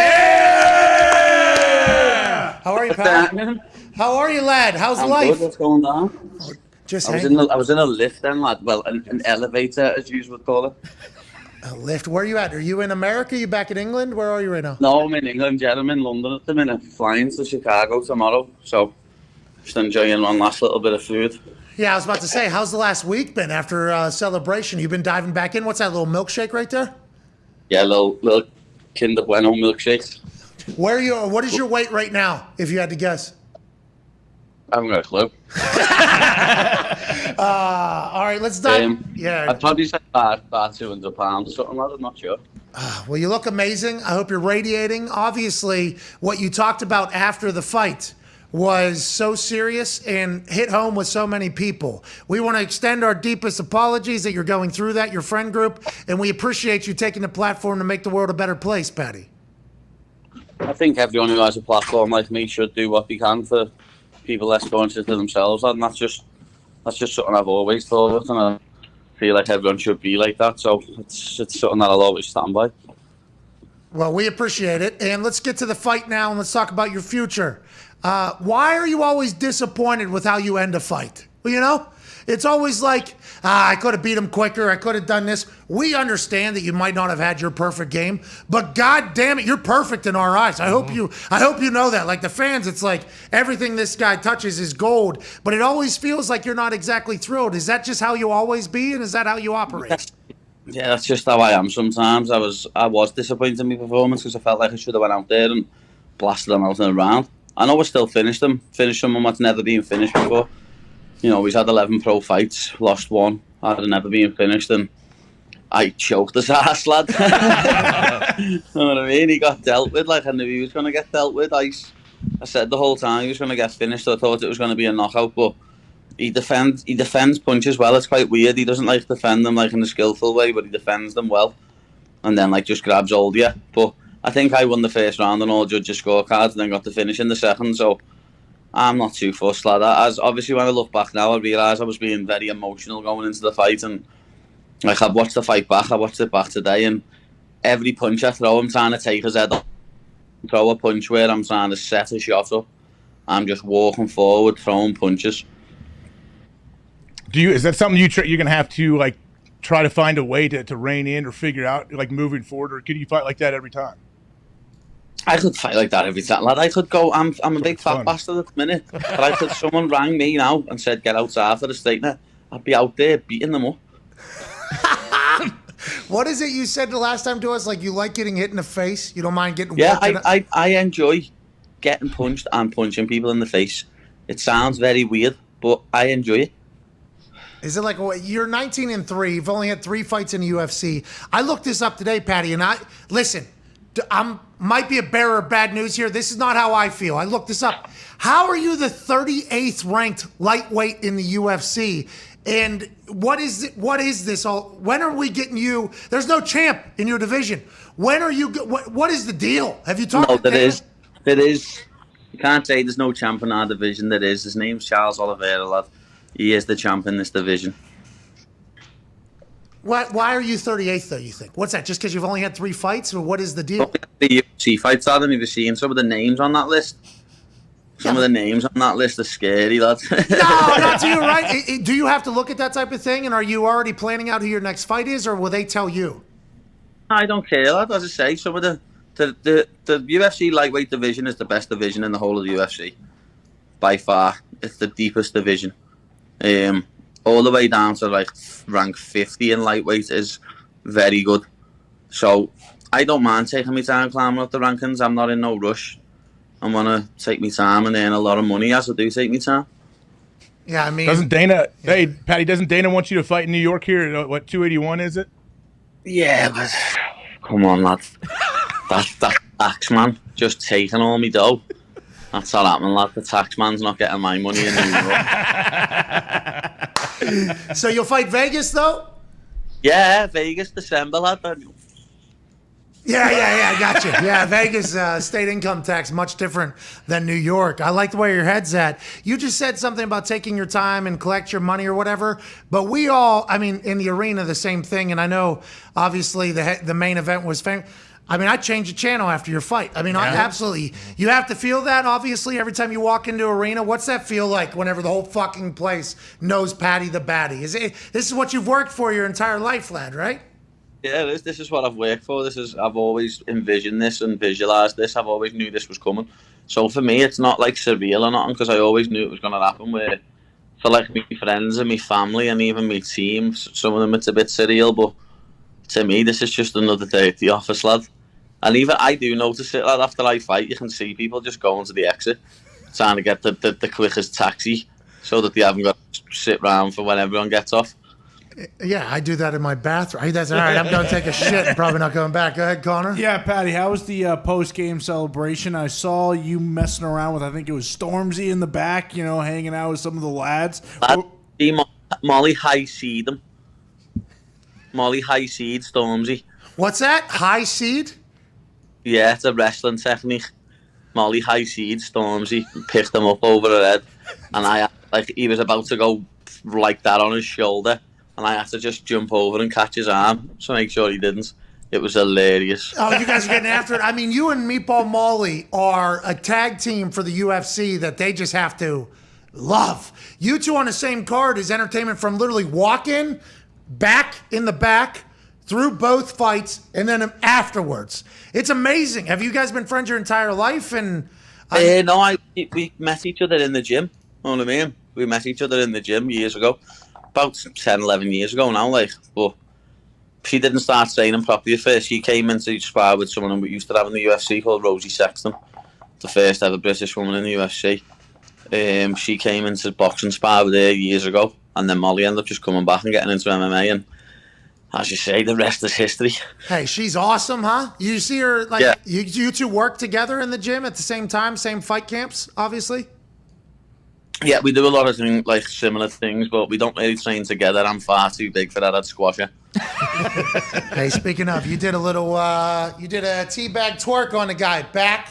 You know, you didn't go front on him, you didn't go back on him. At what moment do you remember? Is it as you're cinching it in, you're like, hey, don't forget to drop your dick on this guy, lad? Like, is that as you're doing I it? know what it was. I went to stand up, and as I stood up, like as soon as I finished them, I stood up and said, like, it come in my head, teabag, quick. And I did to just boom. Don't forget. Got the teabags in, lad. And he was on it though, when he stood up as fast as he could when he saw the first teabag come down. Have you talked to him since teabagging? He was all right in the cage, and then after it, he tried to. I've seen an interview of him going, "Liverpool's a dumb." No! Whoa! Yeah, talking shit. What's that all But about? he never even come to Liverpool, so what's he on about? He went to London. What's a 4-hour car journey away? Scousers would beat the fuck out of him anyways, wouldn't they, Patty? Huh? He steps 1 foot in Liverpool, it's over. He wouldn't like it. Hey, when you get a guy's arm attached to his side with your leg, just wrapping it in completely, and you're just waiting for him to give you the neck, it's inevitable there? Is that in your head? That's what you're thinking? And is there any way out of it? For me, I think it's inevitable because that's one of my positions. I like getting to that position on someone's back and choking them or punching them until the ref stops it. And when I have one arm trapped, I just feel like, yeah, it's over. When I done that, I can remember at one point, I hit him with the knee and I knew it hit him. And then I ended up on his back. And I was on his back. I can remember looking at the clock and seeing 2 minutes 30. And I was like, yeah, this is over. I've got well enough time. You know what I mean? I've got well enough time. I could have just sat there for another 2 minutes playing about with him. But I just ended up wrapping it up. And did you wiggle him over in front of Portnoy on purpose? I mean, it was like, there was a shot of obviously you wrapped around the guy's back like a koala, and then Portnoy with his wig on right over. It was like it was straight out of a fucking movie almost, the way it was set up. Nah, there was an even funnier one in the first round. When I went for that guillotine on him, the choke, and I was on my back. Like, as I started to kick Jordan off me, I just like looked to me right, and I just saw Dave, and I thought, oh my God, I can't lose while my boss is here. I'm gonna have to sort his shit out here. What are you doing, Pat? And I just, like, I had to put it on him. He had a fucking monocle. Yeah. Awesome. Go ahead, Ty, your question for Patty. Patty, last time you came on the show, I think it was on Instagram that they basically had you shadow banned, and then now I think it was the day of your fight. Your Twitter. No, the night before, lad. Yeah, the Friday night, the night before. Yeah, they suspended your Twitter account. What the hell's the deal? Why is it you're getting preyed on social media when like you have this message post fight? I don't think you're really like a negative force on there. Yeah, like, what why are they happens? always in your shit? Because, lad, people give me shit, so I don't let the trolls win and give it back, and my accounts get banned for it. What's that all about? Because Twitter's a gang of bitches. Hell yeah. Why is Elon Musk flap, lad, and not bought it? Elon, buy Twitter, lad. Stop flapping. We need you. That's what you're saying. Yeah, we need them. We need them to sort this Twitter out, lad. But I've joined an elusive list there. Like, haven't I? Like, the only other person I can think of that's banned off Twitter is Donald Trump. You got to create your own platform. I mean, that's what that's what you're gonna have to do. Alex, go ahead, AJ. The only people that suffer off that though really is me fans, lad. Because I interact with people on Twitter all the time. I'll talk back to people, and it's me fans what are gonna suffer through that. Like, Twitter's the least used out of them all. Everyone uses TikTok and Instagram and that more now. So the only people that's gonna suffer off that's the fans. So Twitter, up yours. Patty, you think the teabag could be your finishing move from here moving forward? I don't think anyone's really used it that much in the past. It could be your thing. It could, lad. If I could start teabagging people who were cheeky, because that's the only reason he got teabagged, lad. Because he was being cheeky before it, talking this big game, lad, like he was gonna do this and do that, lad. He couldn't finish your dinner. It's a great move. When are you getting back into training, Patty? Well, I've been away since I got back home. I went to Wales with the dog for 2 days in my bed, and then I went to Dublin over the weekend, and now I'm in London. So I'm flying to Chicago tomorrow, and then I'm just gonna have to get back training soon from there, really.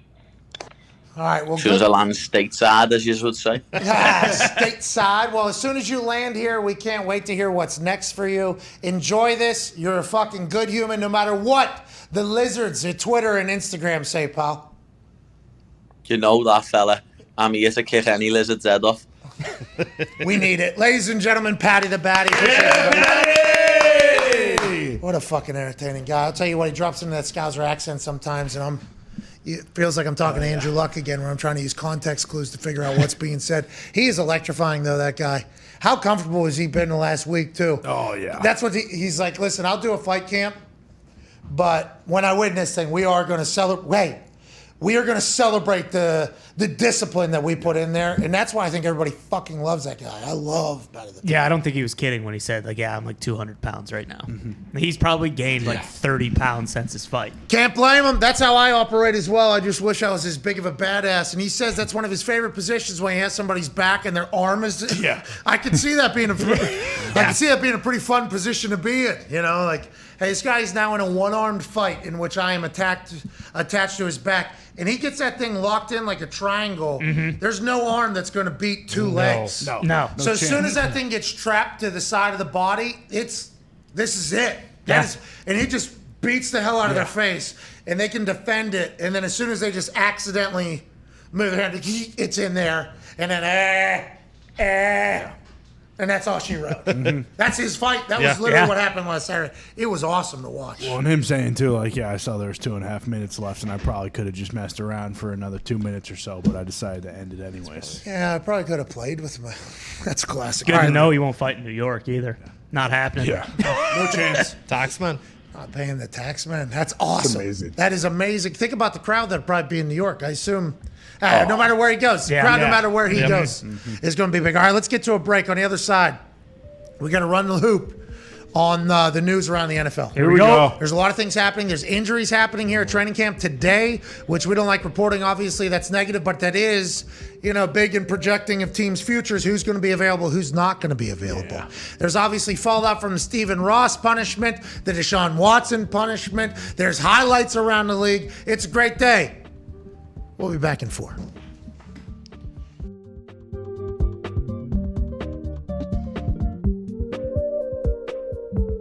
Why is football the greatest sport on earth? And do you think football is the greatest sport on earth? And why do you like football?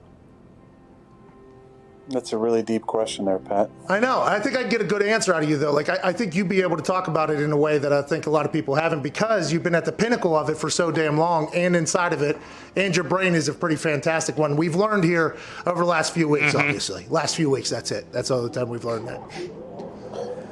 I think it's the greatest sport in the world for one main reason. It is a true team sport where it is damn near impossible for one person to dominate an entire game. If you look at other team sports, basketball with 5 guys on the court, I think you've seen multiple players over the years. Maybe one player, maybe 1 or 2 players on a squad be able to dominate and win championships. Baseball, you can have a dominant pitcher and win championships. Soccer, you can have a dominant forward and or goalie. That seems to be a little more of a team sport, but you don't have 11 players engaged at the same time on every play. It is truly a sport reliant on every player on the field to do their job in order to be successful. And I think that's why at times, certain star players can get maybe too much credit and maybe too much blame on the flip side, because it does take so many players at the same time in 3 phases to win football games. And I think that's the beauty and the draw of our sport, is that something new happens all the time, because you are literally dealing with 11 humans on the field at one time who all have lives outside of football, and there's distractions, there's a reliance on coaching, there's a reliance on preparation, there's a reliance on diet and performance. I just think there's so many facets to it that you see something new every single week, and I think that's the beauty in our game. When it comes to the love that I have for it, it's rooted, and I think like any player who's played for a long time, the the love is not just about our sport, it's about competition. And I think there's nothing in the world for me that fills that need and that hole I have like competition. I think players who played for a long time at a high level, you have that need to be satiated competitively, and it's a love of going out there and going against guys and being in an environment where you know that nothing is guaranteed. And that's why I, at times, have taken umbrage to people saying that it's easy, because it's not easy. It's never easy. And I think that's the beauty in our game, is that you see things new every single week. It's never easy. And your only thing you're guaranteed is the ability to compete. I love that aspect of it. I love competing. I love going out there and harnessing the fear of failure, where I think so many people who maybe don't love football as much, the root of that is a deep fear of failure, that you might go out there and your best might not be good enough, and that's not okay with you. All right, see you guys. All right. This is called the AJ Hawk in-studio trick shot. Half court.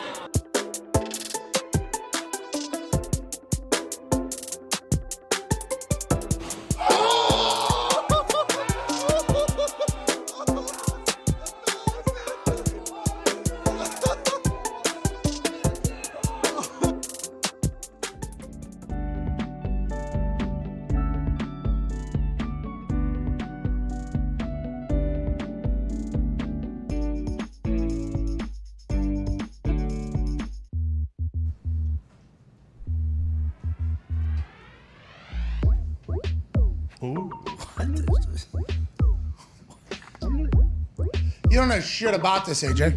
What is this? It's good. To be honest, I have no idea what this is. This is the first time I've seen it on this list. Nick might know a little bit more. Nick, you know what this is? Not off the top of my head, no. Cash Machine. Missy Elliott. Anna Domini. Love those guys. By Anna Domini. Is he the Italian guy? Pretty sick. Anna Domini sure sounds Italian. It does. What's this song called? Can you dance to it? Do that shit. Put my shit on. That was so good. Was he the headliner there? No. Easy. Do you dance, baby? Yeezy was the headliner. Then Kid Cudi was. He left. They need to fucking get Anna Domini on the track. Yeah. Welcome back to a sports show. That's an Antonio Brown dance we did, if you couldn't hear it. It's catching heat. Absolutely it is. Yeah, it's on fire. As soon as you see it the first time, you go, oh, that's... Put that shit on. Lamar Jackson. Shit on. Antonio Brown has already performed the Rollin' Lod. He's got a dance going trending. Yep. He's had 2 albums, and he's with Yeezy. Let's assume Antonio Brown is going to continue to have success as a massive music superstar. Wait till like Jack Williams is doing that at the Hall of Fame game on Thursday. Yeah. Who's Jack Williams? John Williams.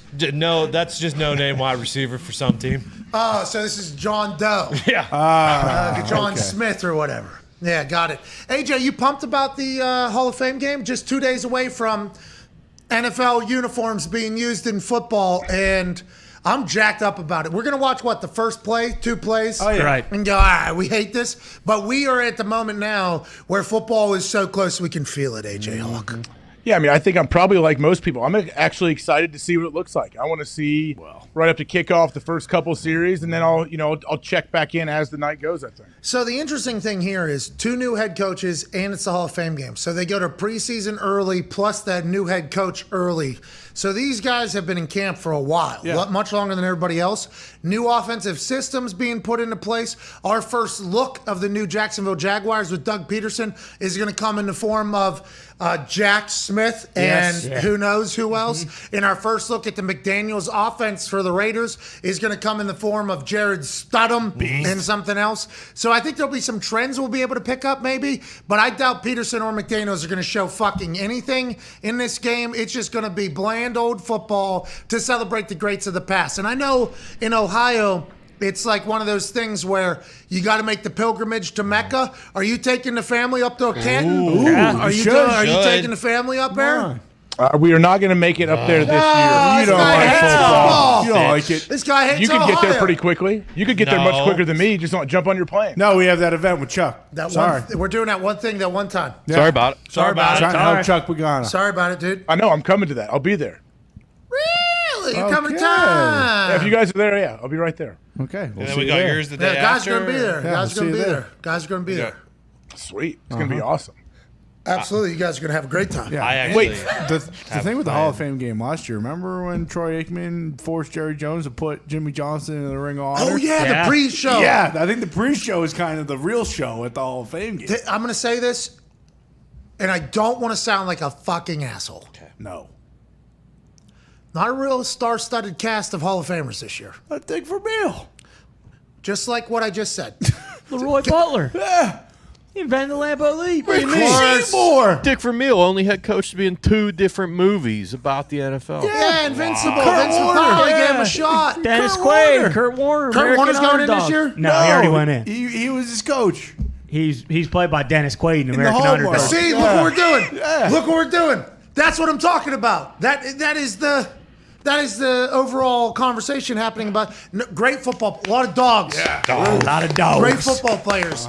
But it feels like in other years there's more of a headline of this. More whole thing. current. You'd say more like guys that it's their first time where they're eligible to go in. And so they're more current, more people remember them. But have they heard? I know nobody's playing this game, but Jacksonville had the number 1 overall pick. Is he playing? The DN? Trevon Walker. Oh, Yeah, maybe he's a stud. he might rush the passer a couple I'd times. like to see him get a couple series. That'd be sweet. Well, and they're not allowed to do anything in this game. The coaches will agree upon whatever. So it'll actually be one-on-ones almost. So he should make a couple plays, we'd assume, right? Number 1 overall pick. He has to play in this He game. might clean Stidham's clock. You don't think they're going to play the number 1 overall pick? I don't know. I don't know. I honestly don't know. Because there's what, 3 other games to play in after this one? So far, Trevor Lawrence and ETN. Both And definitely CJ not Beathard. Yeah, and they're back. He's had a good camp, though. Walker, which is flowing under the radar a lot, but I mean, he's the number 1 pick. I've heard he has had a good camp. How would you treat number 1 overall pick? Would you play him in the fucking stupid-ass Hall of Fame game? It depends on each guy, I think. If you think he's available, if you think like he needs maybe a few reps and would like it, sure. Why was I so negative about that? Oh, because I was almost played in one. It's an extra game. Yeah. Well, not only that, it's extra game. It's earlier training camp. It's an earlier. Everything about it's terrible for the current player. Everything about it's bad. You're playing in a high school stadium in Ohio. We get legendary. Woo! Yeah. History. All right. Summer's cut early because we're playing this Hall of Fame game because somebody that played on this team generations ago was really good, and we appreciate their service. But there is not a single. I mean, I guess you make What's the the most. payoff? Is there a payoff for players anywhere? Like it's like, okay, hey, you have to go early. You have to have a little bit more practice, an extra preseason You get to game. sleep but at Dave Baker's house. Yeah, it used to be to shake Dave Baker's hand, but he's not the guy anymore. Dave so. Baker gave me a great handshake that Hall of Fame game night. Yeah, He was going to retire. What are you talking about? Dude, what do you mean what happened? where is he now, though? What's he doing? Probably retired. in line at BK, probably drive through. Right now, as we Remember, he speak. talked about how much he loved BK last time. Getting he a was on. Hershey Sunday These pie. guys act like he's Warren Buffett. Like Warren Buffett goes to McDonald's every morning. That's what these guys act like with Dave Baker. Dave Come Baker on now. Probably Anytime- owns 15 BKs. Exactly. Listen, that's what happens. Anytime Dave's a billionaire, I imagine, right? Yeah. Baker? We also sent a have to. $500 gift card BK Yes. for a thank you. And he And spent he it used in that 3 days. Yeah, 3 days. we did not track how quickly he used the gift card. yeah, well, because he used it They have that once. technology. Yeah, they $500 do. bucks a BK for one trip. Yeah. What a fucking flame grilled burger party. I think he just that had would him be. stack burger and bacon all the way to the sky. Go Just ahead. one sandwich. Can we spend a couple $100 on BK for after the show today? Ooh, Hershey that Sunday would be pies. awesome. Had JBC earlier, took a trip down Wendy's. Yes. Let's go stop by the King. They got Oreo pies too? Gotta have coops, dude. BK line. Gotta have coops. All right, let's move around the NFL a little bit. Let's cover some stuff.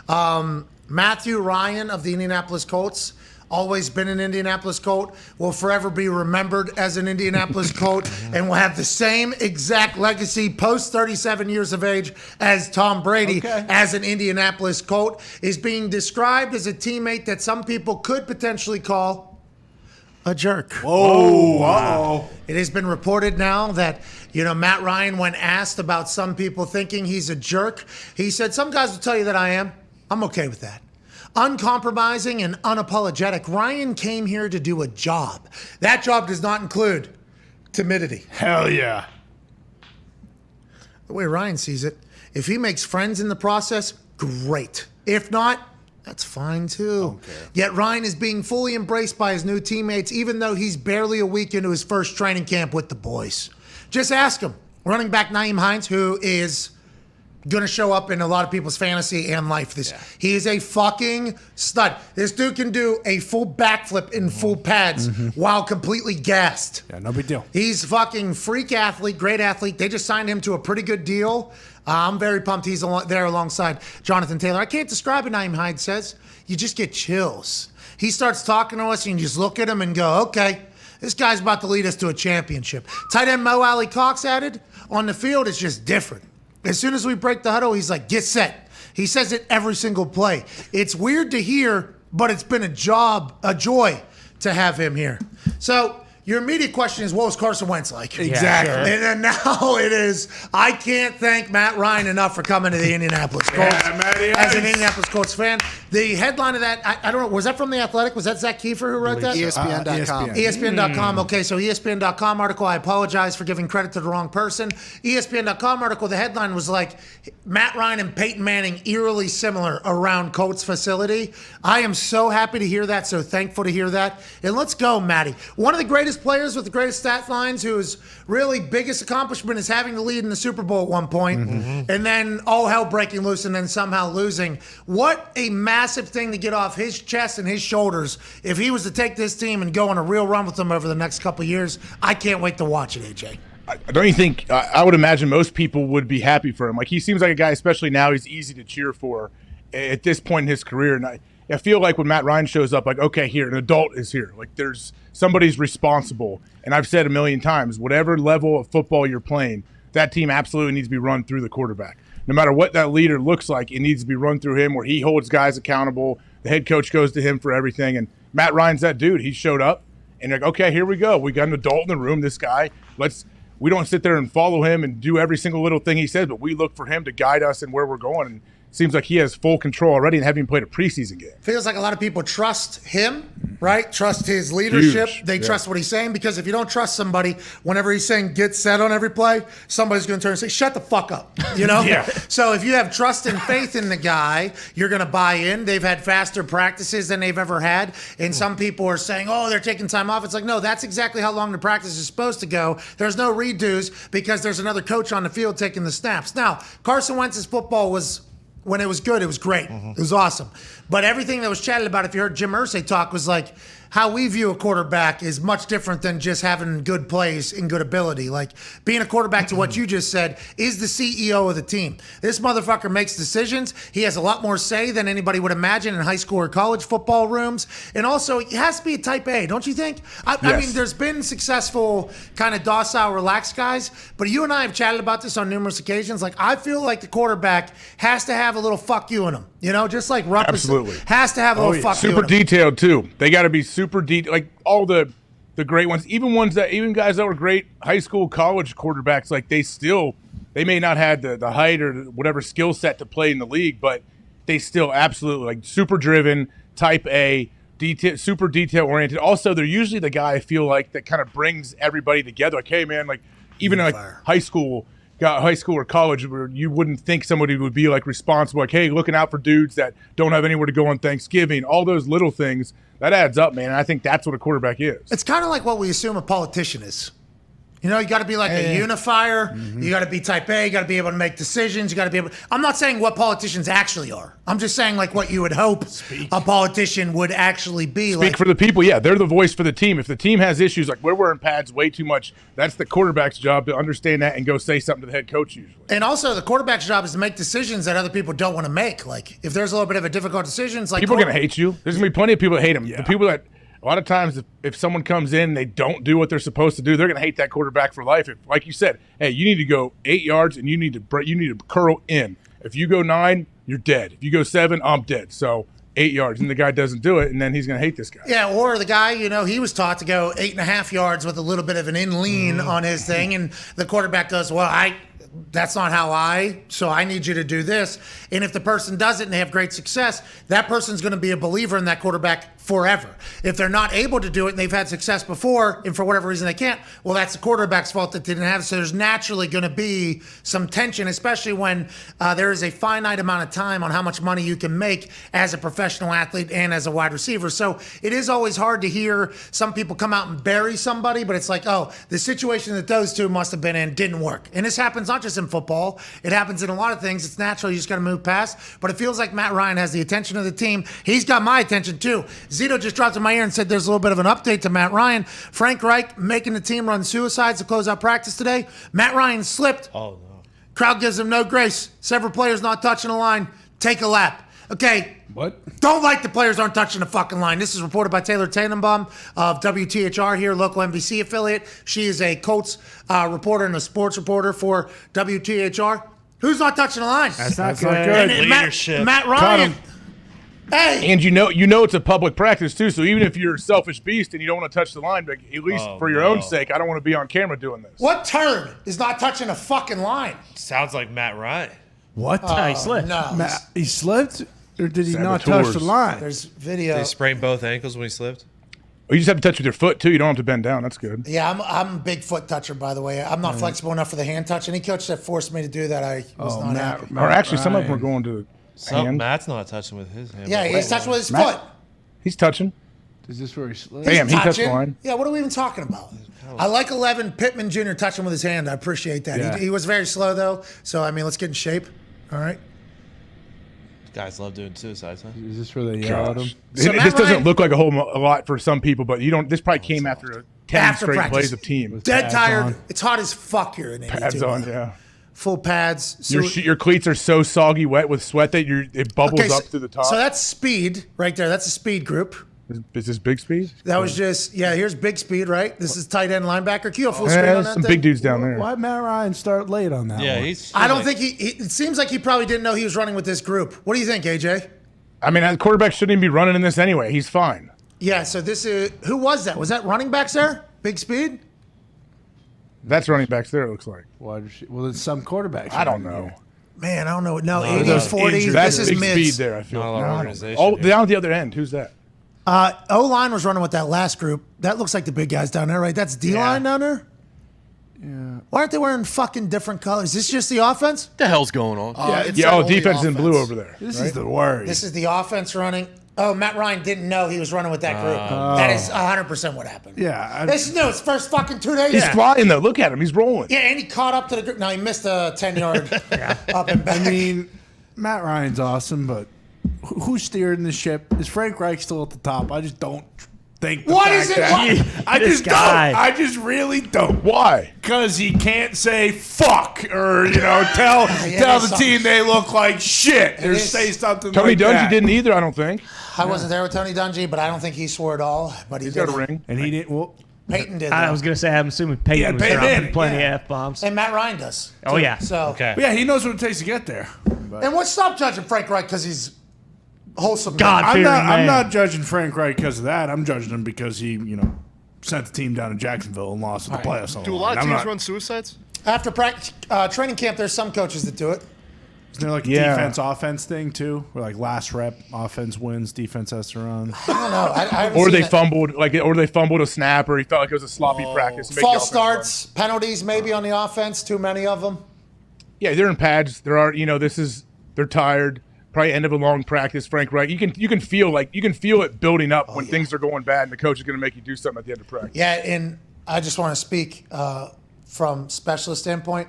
We hope it is just offense or defense running, not whole team. Sure. Like, hey, boys, let's make sure only one side fucks up here. Okay, let's not everybody because, me and Vinny are off until next Tuesday. Yeah. We got to be out here, standing here. Let's not, Hey, boys, let's fucking tighten up. You want me and Vinny to die? That's what I thought. All right, let's wait for the ball to be snapped, boys. What did Taylor Tannenbaum's tweet say again? Can you put that back up? Matt Ryan slipped. I didn't see him slip. No, Matt Ryan slipped. No, I think he started late is what she meant. Crowd gives him no grace. Several players not touching the line, take a lap. Okay, so take a lap was just to the players that didn't touch the line, not to Matt Ryan. I do not like there's several players not touching the line, though. That's why Matt Ryan's saying, fucking get set. Yeah. What are we doing? A little bit more attention to detail. Got to touch the line, AJ, especially if you're trying to make a fucking team, AJ. With your hand or with just with your foot? I'm a May have been foot- some communication error. Well, it sounded like Matt Ryan didn't know when he was going to look like it. I don't So know if I'm whose just fault watching. is that? If you ask me to touch with my hand, though, you are basically saying, hey, Pat, reconstruct your body. Because I can't touch my fucking toe, you know? So, like, that is a whole... If you think about it, if Sirianni got this head coaching job for the Colts instead of going to the Eagles, All right. then he would have. Think about All that. right. Maybe next year. And Frank, we trust. Okay? WWFD. Until you don't. Hour 3's on the other side. It should be good. I got it. Nailed it. Right on the screws there, AJ. So I think the end of the video he slips, and they cut it right where he slips. Oh. So do they show guys taking laps if they didn't touch the line? This is just like up-down guy from the Lions. Yeah. He's gone. See ya. Doesn't even know it. Somebody should have told him, hey, pal, you stand and you hit your chest off the ground. That's all you need to do. You don't even have to be fast. You just have to make sure you do the entire thing. Because this isn't, now obviously this is a conditioning problem that's happening right now, but this is more so of a who you are as a person type situation here. That's happening right now. That's what this is. Takes no talent or skill to have some effort. That's all it is. Especially with MCDC. And he's hitting chest. Yeah. Oh, yeah. He's doing MCDC was chest through the ground. Yep. Push up, pop up in place like Spider Monkey. When's that Hard Knocks? This week, next week? Tuesday, next week. Week from Yeah, today. week from day. I believe we'll be talking to a couple people What the hell? Ebby's here? Yeah, he's back. He's back here yesterday. What's up, AJ? What's up, Ebby? How you doing? Dang, okay, I didn't even see it. All of a sudden he popped up. I'm like, is this real time? What are we doing? Good job. Glad to see you, Yeah, man. wake up. Hey, That's Ebby, right. Where you been? Follow the product. I've been right here. He hasn't shown himself on camera yet. Sorry, Con. Shut up. Yeah, yesterday he didn't show himself. I think it's because his That's all haircut's you ever fucking terrible Oh, it's right now. brutal right now. My Fuck. beard's brutal. My haircut's terrible. Nah, you look great. It's great to have you back, though, Foxy. Thank you. Yeah. All right, we'll be back in about 5 minutes with hour 3. Sean Casey, the mayor, host of the mayor's office, Pittsburgh, are joining us on this massive baseball day because trades are happening. We'll talk more football. We'll answer some more phone calls. It's a hell of a Tuesday. We shall talk to you soon.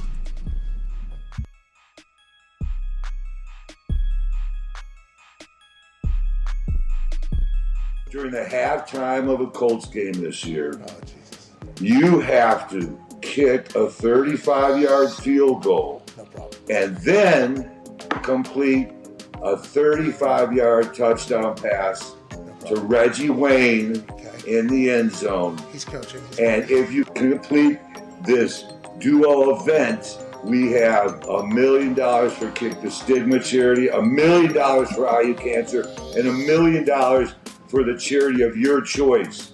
But no failings out there, young men. The crowd will be there. The pressure will be there. You miss, they'll be talking Vanderjagt. You missed that. We're going to do this if you accept. Yes, I accept. What are we even saying? Yes, I would be honored to do that. I appreciate that. $3 million on the line. I mean, that's a big time. I know.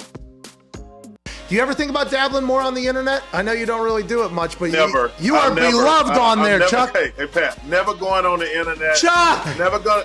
No, because two things. Number one, once you're successful, I always say, being successful is like being the homecoming queen. All the ugly bitches hate you. I mean, that's the truth of the matter. When you're successful, you're gonna have built-in enemies. And then the more successful you become, the more enemies come at you. So I don't want to give them access to me because I'm not that guy. If you say something mean to me, I gotta say something mean back to you. When I was younger, I used to fight all the time. I'm too old to fight now, but I can still verbalize some insult. Yes. And like, let's say if I'm out drinking, because people know I like to drink. If I'm drinking my vodka or some tequila and you insult me, there's a 100% chance I'm going to say some shit back at you. And the problem with being famous, Pat, and I don't like calling myself famous, but it is what it is. Yeah, 21. People can say anything they want to me, and nobody gives a shit. But the first time I go crazy on their ass, I'm gonna get crushed. Yeah, you're not classy. You're not professional, obviously. Yeah, be a so gentleman. I choose not to let people have access to me in that situation. All right, so we're going to do top chat on the hockey net, okay? Upper 90 in soccer, top chat in hockey. That seat is in the way, so if I get a pass, this should be pretty good. This is a great way to kick off a weekend, huh? This is for the soccer, all right? Because we're winning the soccer Lombardi and get through. That's exactly what it is.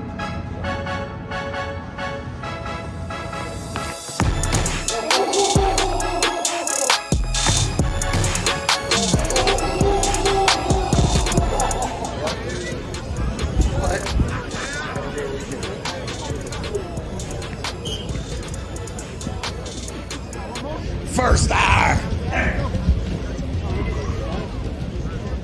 We talk sports and rock. Yeah. With AJ Hawk. Yeah. This is not a mock. Yeah. Of a song that's rock. Yeah. Sports talk. Sports talk and rock with AJ Hawk. Yeah. Rock. Yeah. And AJ Sports and talking on the rock. Yeah. Come on. Yeah. Go on home with AJ Hawk. It's rock. Yeah. Sports. Yeah. Talk. Yeah. Welcome back.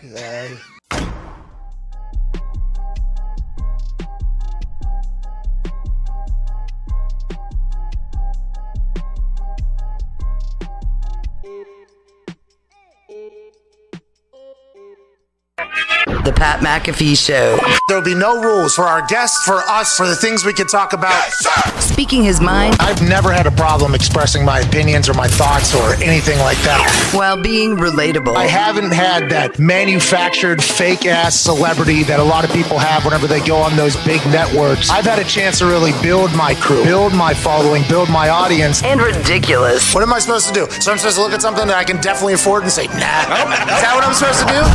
The Pat McAfee Show starts in 3, 2, 1. Welcome back to that show. Hour 3, Tuesday, August 2nd, 2022. The NFL, kind of 2 days away. Let's start talking now.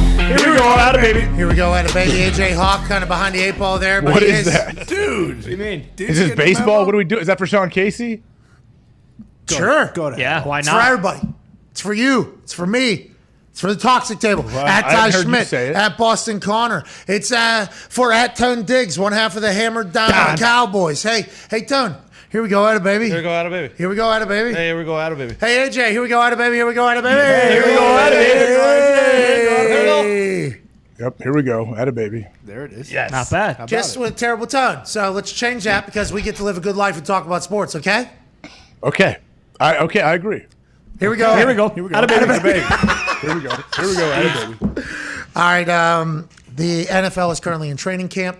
We are just days away from the Hall of Fame game, which is a celebration of the greats of the past and future XFL players on the field wearing NFL jerseys. It should be an absolute blast. I cannot wait to watch NFL football. We can gamble on it. Let's go ahead and look at some injuries that have taken place already in training camp, just days into basically everybody's camp. This list of injuries is already voluminous.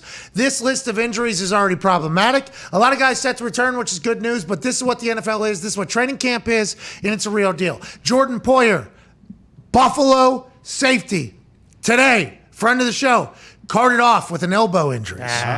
MRI to be determined on what the outcome will be for that. Tim Patrick, Broncos wide receiver, carted off today with a leg injury. These are happening in real time during practice.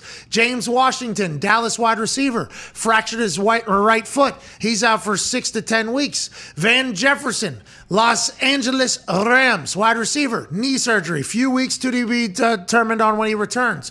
Kyler Murray, COVID-19. 4 days out because yesterday was the first day. Yep. I can't believe that's still happening. Coach Pete Carroll, COVID-19, 5 days out.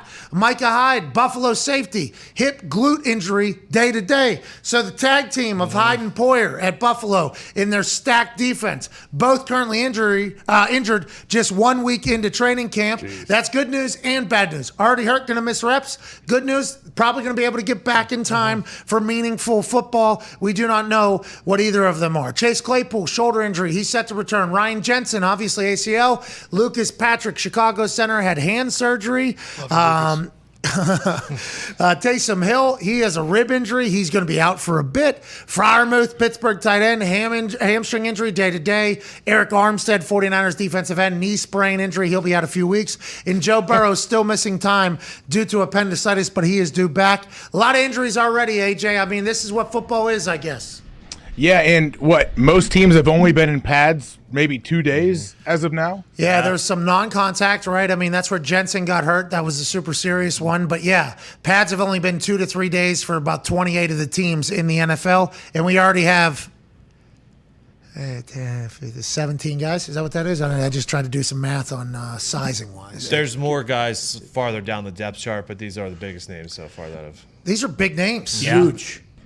Freiermuth, hopefully he... That's not like a year-long. If he has his hamstring now in camp, just make sure it's not a year-long. That was on day 2, I believe, and he hasn't practiced since. Claypool hurt his shoulder on day 2. He hasn't been back since.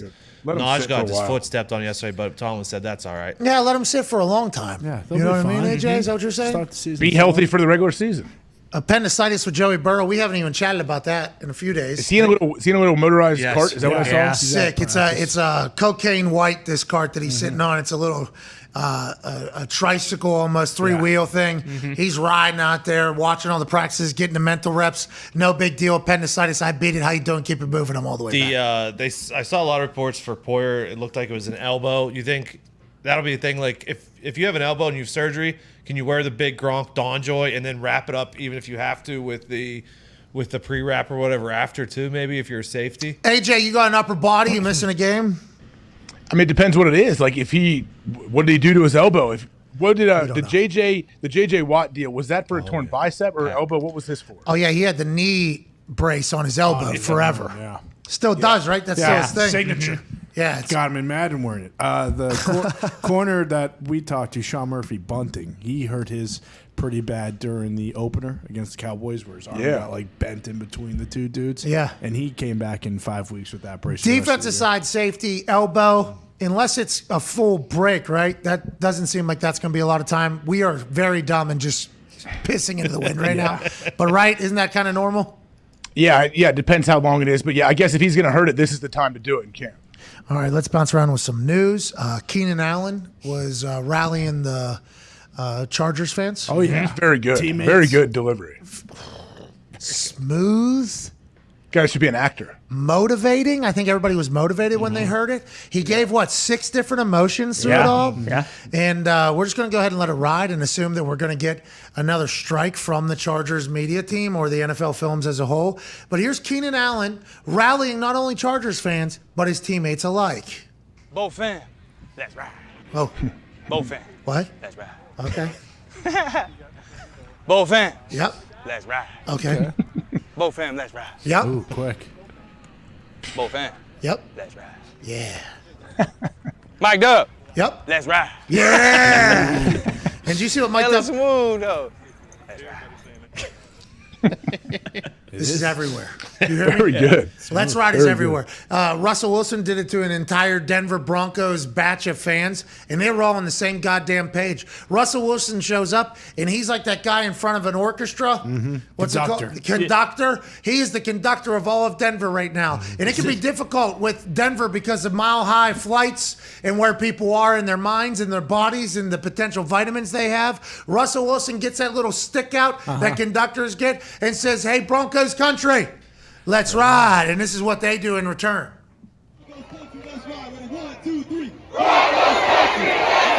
Oh, wow. They're in. Keenan Allen's in. The NFL's in. I mean, the whole world's riding right now, and I can't think and thank enough of Russell Wilson for bringing that into our world. Ain't that right, AJ? Yeah, but do you think you owe an apology to the Broncos PR staff who you've been grilling for putting this out there? Now they're just riding this all over your face? What are you It does feel like it's a lot of dancing right in my sniffer, everywhere. But I think there's a chance, AJ, and I don't like to do this. I think there's a chance that this is a lot of laughing at, not with. What? No. But Russ is in on it, though. Russ is laughing at it, too. He's the only one that could. No, I agree. Russell Wilson will do whatever because Russell Wilson handles adversity better than any human on earth, even better than fucking Gary Vee. Sure. So whenever you think about Russell Wilson just taking whatever the world gives him, it gives me oranges, I'm making orange juice. They give me lemons, I'm taking shots of Sprites with them. That's what Russell Wilson does. You give me a book, I'm writing Bible verses in it. That's Russell Wilson literally just rolls with the punches. So this whole let's ride thing where it seems like maybe people are not doing it in a genuine way. Yeah. Russell Wilson's cool with that. He don't give a fuck. Russell Wilson moves on to the next thing. Me and Sierra got another anniversary next week. Me and Sierra got another birthday. What? Me and Sierra going over to the White House again to figure out Cove. Me and Sierra in Denver, we're going to win a goddamn Super Bowl. Russell Wilson don't give a fuck about Did he copyright it?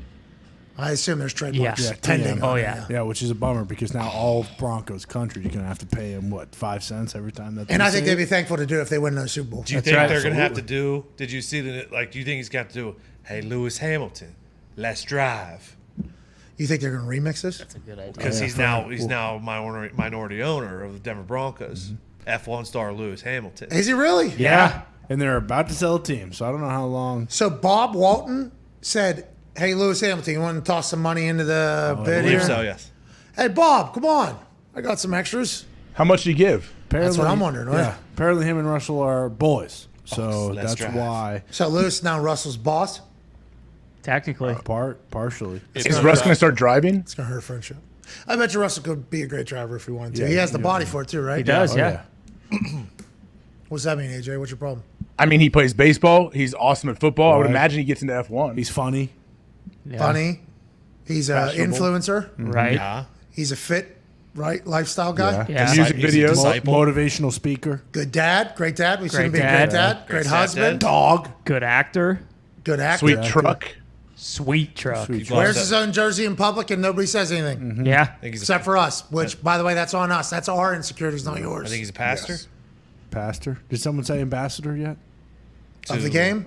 Of life, the game, the Bible. He was in Monaco with shoulder pads on. Yep. That is an ambassador. Growing the game. Hey, Russ, fucking keep killing it, dude. I do apologize to the Denver Broncos social media team, who I was informed had won Webbies in the past. Holy shit. So I need to relax. You didn't know that, though. I did not. I'm an asshole. We got some money in the kicking world. Chris Boswell, kicker for the Pittsburgh Steelers, signs a 4-year extension for a 5-year deal in total for $20 million with $12.5 million guaranteed. I think this ties him with Justin Tucker as the highest paid kicker in the NFL. Congrats to Boz. Hey, baby boys! Boz has been through it. Obviously, he's a kicker in Pittsburgh, so the weather is horrendous all the way around the AFC North. Has made massive kicks for Pittsburgh. Has had a rough year and has had taken the beating of being on a team that Yinzers are a fan of. He's been there, done that with everything. He's a vet at this point. I'm incredibly proud of that guy, and way to secure the bag, pal. Way to secure the bag. Good money. Wait, what's it like kicking in Pittsburgh? I always talk about how tough it'd be to kick in Chicago. Is it a similar thing? Yeah, Chicago, Pittsburgh, Green Bay, even similar. Is it because it swirls? The wind's swirling or what? Yeah, it's hard to read what the wind's doing. So if the wind exists, it's okay. Like wind existing, everybody's gonna have to battle. Unless it's like 30 miles an hour, then it's like, this sucks. But if there's like teens wind, it's like if you know where it's at, it's all right. You can play it. But in those stadiums in Cleveland, Pittsburgh, it swirls. Indianapolis, when they have the window open and the roof open, it swirls. Green Bay, it's like when you don't know where the fuck the wind is going, that is a problem. And there's some stadiums that are just always like that. And a lot of them happen to be in the AFC North where Boz and Tucker both have to kick. And it was I've Cincinnati also heard miserable. interviews that it was worse. They did close the one end zone, so it's helped it a little bit when you're kicking towards the river. But it's so nice to have Boz. It's so nice to send him out there, and like as a fan watching, that there's pretty good chance. That People don't know how lucky they are, right, Diggs? Yes. Let me tell you why Boz and Tucker and McPherson is going to be another one. They hit clean balls. So in windy conditions, if the ball is going end over end, let me get this. So if the ball's going straight end over end, okay? Pure is what you call that, right? Just a pure end over end ball. The wind, even though it's pushing it, you have a much better opportunity with the points here to cut through. Once it starts getting a little fat and you start seeing it like X almost, that's obviously a much larger surface area, and the wind will take advantage of that. So you see Tucker hits like the clean, that thing is just end over end, perfectly rotated. Nice slow rotation, what you're looking for. Too fast, obviously you hit it too low. Too slow, you're hitting it too high, probably gonna get blocked. So a nice slow rotation, end over end is what you're looking for. But those guys that are very incredible and their percentages are very high and they kick in those windy conditions have to hit a clean ball. And that's what Boswell is able to do. That's why the first time I saw him kick, and first time you see somebody kick, you can go, oh, this fucking guy is gonna be a guy because he hits a clean ball. And there's some guys that just can't do it. I had a little X to the ball, little X. So, I mean, I'm using the entire upright, right? Like, there's a chance this thing's sneaking in. Vinatieri, he hit a clean ball, but it had a little tiny off kilter. There's some guys, though, that are just like end over end, perfect balls. And I'll ask them how they do it and why they do it, and it just happens to be their swing. Like, their swing just happens to be. Are those guys the most consistent? Yes. Yeah. That's what. Now, Vinatieri did not hit the cleanest ball. He just mentally toughed every single one of them. Just every single. I'm an athlete. I'm mentally tough. This ball's going in the worst conditions. It doesn't matter. But like Tucker and Boz, they read the wind. Obviously, they have to have a good operation. But normally, exactly where they're aiming, they're hitting it. So it's a.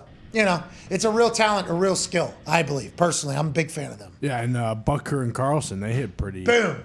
There's, And over. Bro, Mason, Crosby. Like, I realized how in college, Mike Nugent was the kicker. Nuge was so automatic. Just looked like everything was a chip shot. Mason makes like 60-yarders look like chip shots, and the ball seems to come off pretty clean consistently. Yeah, he has like a Tony Finau like swing, Crosby. Yeah. It's just like a small little swing. Out of Colorado, whenever he was drafted, I remember people talking, this guy's a big leg.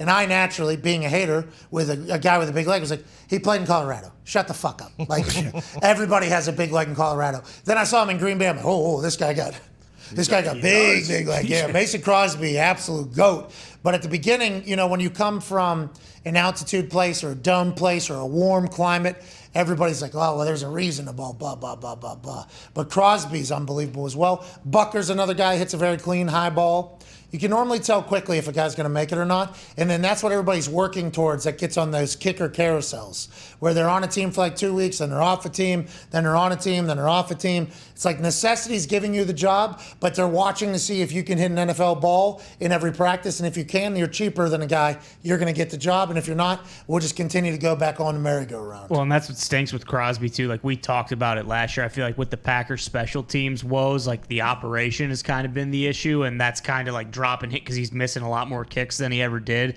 And I feel like because of that, like, he's almost he's still incredible, but he's almost kind of gotten the yips. Like, where early in his career, like multiple holders, that's why. Yeah, exactly. And snappers, like, they would send him out there, and it was like Boz. It's like, okay, Crosby, 55 and in, like, no matter what, he's making this. And now every time he goes out there, it's like if he's having a good day, he's going to be nails. And if he's having one of those days, it's like, shit, he might miss 4 field goals today, and it kind of sucks. I mean, that's only happened, once or twice in like 15 years? I mean, how long? Well, I'm saying like. Yeah, you guys, though. I think his performance set the standard for him. For sure. And then, I don't want to bury anybody, but the year that I went and called that Lions-Packers game, I mean, I was watching the film. The operation on every miss was horrendous. But nobody that's watching Packers game is thinking that, and they're getting a negative thought. Oh, this guy's old, and he's missing kicks. It's 100% on him. And then he'll miss a couple in the next year. It's like, I just think there's so much that goes into it. But you saying he has the yips is a fucking serious. Yeah. That's a very serious statement about Mason Crosby. Well, I mean, like I said, you watch enough Packers games. Like there was that game against the Lions a couple years ago. He missed like 5 field goals, and I feel like that like really did a number on him, and he's bounced back since then. But even that was the year where rookie punter, rookie snapper, I think, right? That was the year that I went up there. It might have been, yeah. The ball was just spinning every time he kicked the fucking ball. Exactly, and I think that, like, that's part of it, like you mentioned, is like people don't, all you have to do is look and the Packers have had 4 different special teams coordinators in the last 4 years. It's like, hey, maybe there's a fucking issue there, but I feel like he's kind of he hasn't gotten his props, whereas before this all kind of started to happen, like it was like, hey, Mason Crosby's a top 3-4 kicker in the league. You know what Mason also has is a great onside kick, surprise onside kick. I used to watch his to kind of learn how it is, which is great groin and hip rotation. He just put that foot up and out and down and through. I'm like, I'm not flexible enough to do that, but I can do it once, maybe twice if we have to. I used to just jam my fucking toe right into it as hard as I could. Just jam my toe. Mason used the inside of his foot, like slapped it. I would go straight toe down. I'm trying to break my toe off the ball. It was like as you're running up to the ball, it's like, all right, here, I'm going to try to break my fucking toe off this thing. Boom! And then the ball flies up in the air like, great kick. I'm like, thanks. Yeah, all right, let's fucking not punt. Can I get goddamn ice on it? But Crosby is incredibly talented. Janikowski, another guy that was really good. He fucking used to be able to just put onside kicks. He's in that fucking dirt that they used to have out there. Oh, yeah. He used to, that ball would be like straight off the tee down, and then it would like compact into the fucking dirt, and then full dust straight up in the air, and it was like a jump ball everybody had. Not a lot of guys are doing that anymore, and I think it's, the new rules have kind of made a quitting, defeated attitude, like, they don't get a run up, we're not going to be able to get it. I think a lot of people do that, but also like training to do those, practicing those, for me, it was like, all right, I'm going to take the last day of my week that I'm working out that I'll have like 3-day break for, and I'm going to fucking try to rip my groin and break my toe here so I can get this good. I could see how people would not want to train that on a regular basis, but Crosby had to a lot. And that's why I think I have a lot of respect. Janikowski had to train that a lot. It's not fun. Nowadays, guys don't do it, so what the fuck? Yeah, why do you think Young Ho's so good at it? Because he had, 3 onside kicks? Young Wei, I don't think I'm not sure he hits the high hop. He's great at the placement of the ball. Precision? Yeah, he's like a former soccer player, I'd assume, like most guys are. He has great control of the ball. And the Cowboys, I think, just didn't practice onside recoveries that one game. Yeah, a little chopper ball. Them talking. That was awesome to hear pundits.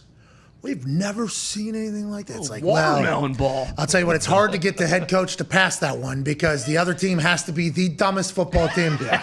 Has to be but it worked. Great ball, perfect execution. If I didn't hit that ball well, so I wouldn't have been able to do it. So I got nothing but respect for it all. But yeah, there's the people that are good at onside kicks, I have a lot of respect for because it's not fun. It's not easy to train and practice them at all. It hurts. Your fucking shit's weird, and it could fuck up a lot of other stuff, but it's a weapon when you need it. And it is, there's some kickers that have zero chance of getting one, and everybody in the stadium knows.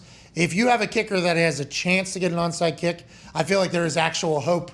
Like, hey, there's a 1 in 100 chance of this getting there. It's like, well, it's better than nothing. It's better than nothing. Like, when I would go out to do onside kicks towards the end of my career, it felt like everybody was expecting, like, hey, we're getting this ball back, right? It's like, all right, here we fucking, I guess. I'm going to try to make a 1 in 1,000 opportunity happen every single time. But that's like that's why you work at it, though. Like, that's what you want. There's some kickers, I think, that don't put any work in. And I'm like, oh, you're not willing to do it. You're not willing to go out there and fucking rip your groin to make this happen. Because that feeling of walking on the field with people expecting an onside kick to be recovered is pretty sweet. It is a pretty sweet, it's an impossible fucking thing nowadays. But like Young Wei walks out and everybody's like, here we go. We're getting this ball. This is ours. Some guys walk out and it's like, nah. And by the way, I think those vibes are a big part of whether or not you get the ball or not. Is there a massive difference between taking the ball off the tee? Like some guys putting it, sideways and trying to do like just different spin. Kicks that you're doing. Yeah. For me, I wanted the ball to be on a tee and tilted as close as far as possible so it would open up and I could fucking come down because I'm trying to spike it through the ground and then clear my foot so it bounces behind my foot. So you just got to get through it all. But there's guys that roll it on the ground. They could just do the little bouncer. Yep. That just kind of takes away any air. I don't know, man. There's so many different ways. And now, since nobody can run, nobody really tries anymore. It's kind of a defeated thing. Yeah, I mean, the rules are a big part of it, but like you mentioned too, like I don't know. I mean, and granted, the Packers aren't in a position where they're kicking a whole lot of onside kicks, but I can't remember in like the last like 10 years where they've went out there and it's been like, oh shit, like we actually might recover an onside kick here. Surprise onside was Mason's thing back in the day. That was Mike McCarthy. Big Mike used it a lot. Big Mike used the surprise onside a lot. With Mason, they haven't really done shit since. No. Joining us now is Change of Pages. There's a trade deadline for the MLB today. Oh, yeah. Big news happening. Huge. Juan Soto, 23-year-old for the Nationals, getting traded to Slam Diego. How? What are the moving parts? Also, there was other trades that happened last night that were a fucking big deal. Like Josh Hader also going to San Diego. Boom. Frankie Montas going to Yankees. Gallo just went to the Dodgers. Yeah, Gallo just went to the Dodgers. Okay, here we go. Joining us now is the mayor, a man who works for the MLB Network. He has a podcast called The Mayor's Office, which has its 100th episode coming up. Huge. Pittsburgh legend, MLB fan favorite, ladies and gentlemen, Sean Casey. What's up, fellas? Sean, how you doing, pal? Life good over there? It's a big time for the MLB. A lot of moves being made, a lot of teams being created, a lot of teams quitting too, or no? No, teams aren't quitting, but I'll tell you what, this Juan Soto trade is one of the biggest deals in the history of the game. I mean, 23 years old, generational player. San Diego got the Nationals got a ton back from San Diego, 6 huge prospects. So, I mean, these deals are huge. Josh Hader, one of the best closers in the game, going out to San Diego. So there's so many moving parts happening right now. It's a great day for baseball. I mean, the trade deadline is so much fun. But like I said, Juan Soto going out to San Diego, one of the biggest deals in baseball history. It's great to see you. You've been crushing it on MLB Network. Tosh, your question for the mayor. Yeah, Sean, you mentioned that, like the Nationals got quite a bit back, but also I see a lot of people saying that they kind of got fleeced. Why do you think they're so reliant? I mean, I know that Soto turned down the deal they offered, but like, if you're a Nationals fan, how can you be excited about this when you give that guy away? Like, I mean, they're kind of just staking their future on these prospects, and we know in baseball, like, there's a very good chance that 4 out of 6 or 5 out of these 6 guys won't ever pan out. Yeah, well, I think the biggest thing when you look at it is that they offered him $450 million. I think it was 15 years for $450, and he turned it down. And I think as soon as that happened, they had to start shopping him, and that's really what happened. He turned down the $450 because he's got Boris. He's not a free agent for another 2 years after this one. So that was the biggest reason they had to move him. They got a lot of good prospects back. C.J. Abrams too, who's a guy that's in the big leagues right now as a shortstop. So, but you're right. I mean, the teams that usually win out are the teams that get the star, and the bottom line is the Padres got Soto, so they're probably going to end up winning out in this deal. When you look at like a guy like Soto going over there, and I'm a Yankees fan, they just got Benintendi. Like, will guys press? Like, how long does it take to get acclimated to a new team, especially when you go to a place like San Diego and they have, that like a lineup with a bunch of those other studs? Like, do you think? I mean, obviously you mentioned he's a generational talent; he'll be good. But how long does it take for a guy to actually get acclimated to like a new clubhouse? And like, will he press and maybe not be as good the first couple weeks? Well, I think one of the coolest things, when in 2006 I got traded from the Buccos to the Tigers, I literally went from the ad house to the penthouse in one call. I was like, here we go. You know what I mean? I'm like, I was with the Pirates. We were terrible. I was like, oh, man, I'm from Pittsburgh, so I kind of was enjoying it. But I'm like, all right, I'm ready to get out of here. Traded to Detroit with Leland and those guys. It was so great. And I think as a player, you're just fired up to, like, contribute, right? You want to contribute and you want to get out there and do and show that you're worth the trade. So I think for Soto going out to the Padres, I think it's going to up his game. I mean, he's been talked about getting traded for so long now. I think that's over. He's going to go out to San Diego and absolutely dominate for these next 2 months. When you look at the Nationals, how hard is it? I mean, you mentioned it being on the Pirates. How hard is it for those guys to still show up? I mean, we have, 60-some games left. Like, how hard is it for those guys who are still on the team to show up every single day when you basically know, like, hey, we're just punting on this season? It's a grind. It's a grind because it's a 162-game season. You're 20 games out or whatever it is. I think the worst thing you do is when you start playing for your stats. You're like, oh, man, I'm playing for my stats. You want to be playing for the guys. You want to be playing for the pennant race. You want to be coming down the stretch and be playing for something. So when you're on a team like the Nationals down the stretch, that's a tough thing. So for Soto to go to a team now that's in second place in the West, they got great pitching. They got a lot of star power. Tatis is coming back. it's such a boost of confidence to him that, he'll be so ready to go when he gets out to San Diego. Sean, do you know, is everything finalized with the Soto deal? I know we saw Eric Hosmer was maybe initially part of that, but he had a no trade clause, and then now I don't know if it's been confirmed, but he might be going to Boston. Do you know what's going to end up happening and where like some of these pieces are going to end up in this Soto deal? No, definitely some moving parts. I think that was the big stickler was that Hosmer had a no trade clause to 10 teams, and the Nationals was one of them. So when they sent him to Washington, he's like, I ain't going there. I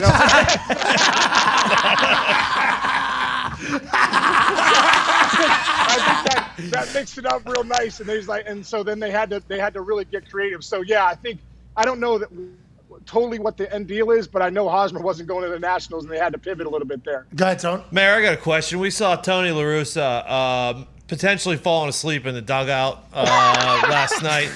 I mean, is that happen? Like, I know Jim Wheelan was ripping too many darts. That would never happen in the gym, but is that something that happens?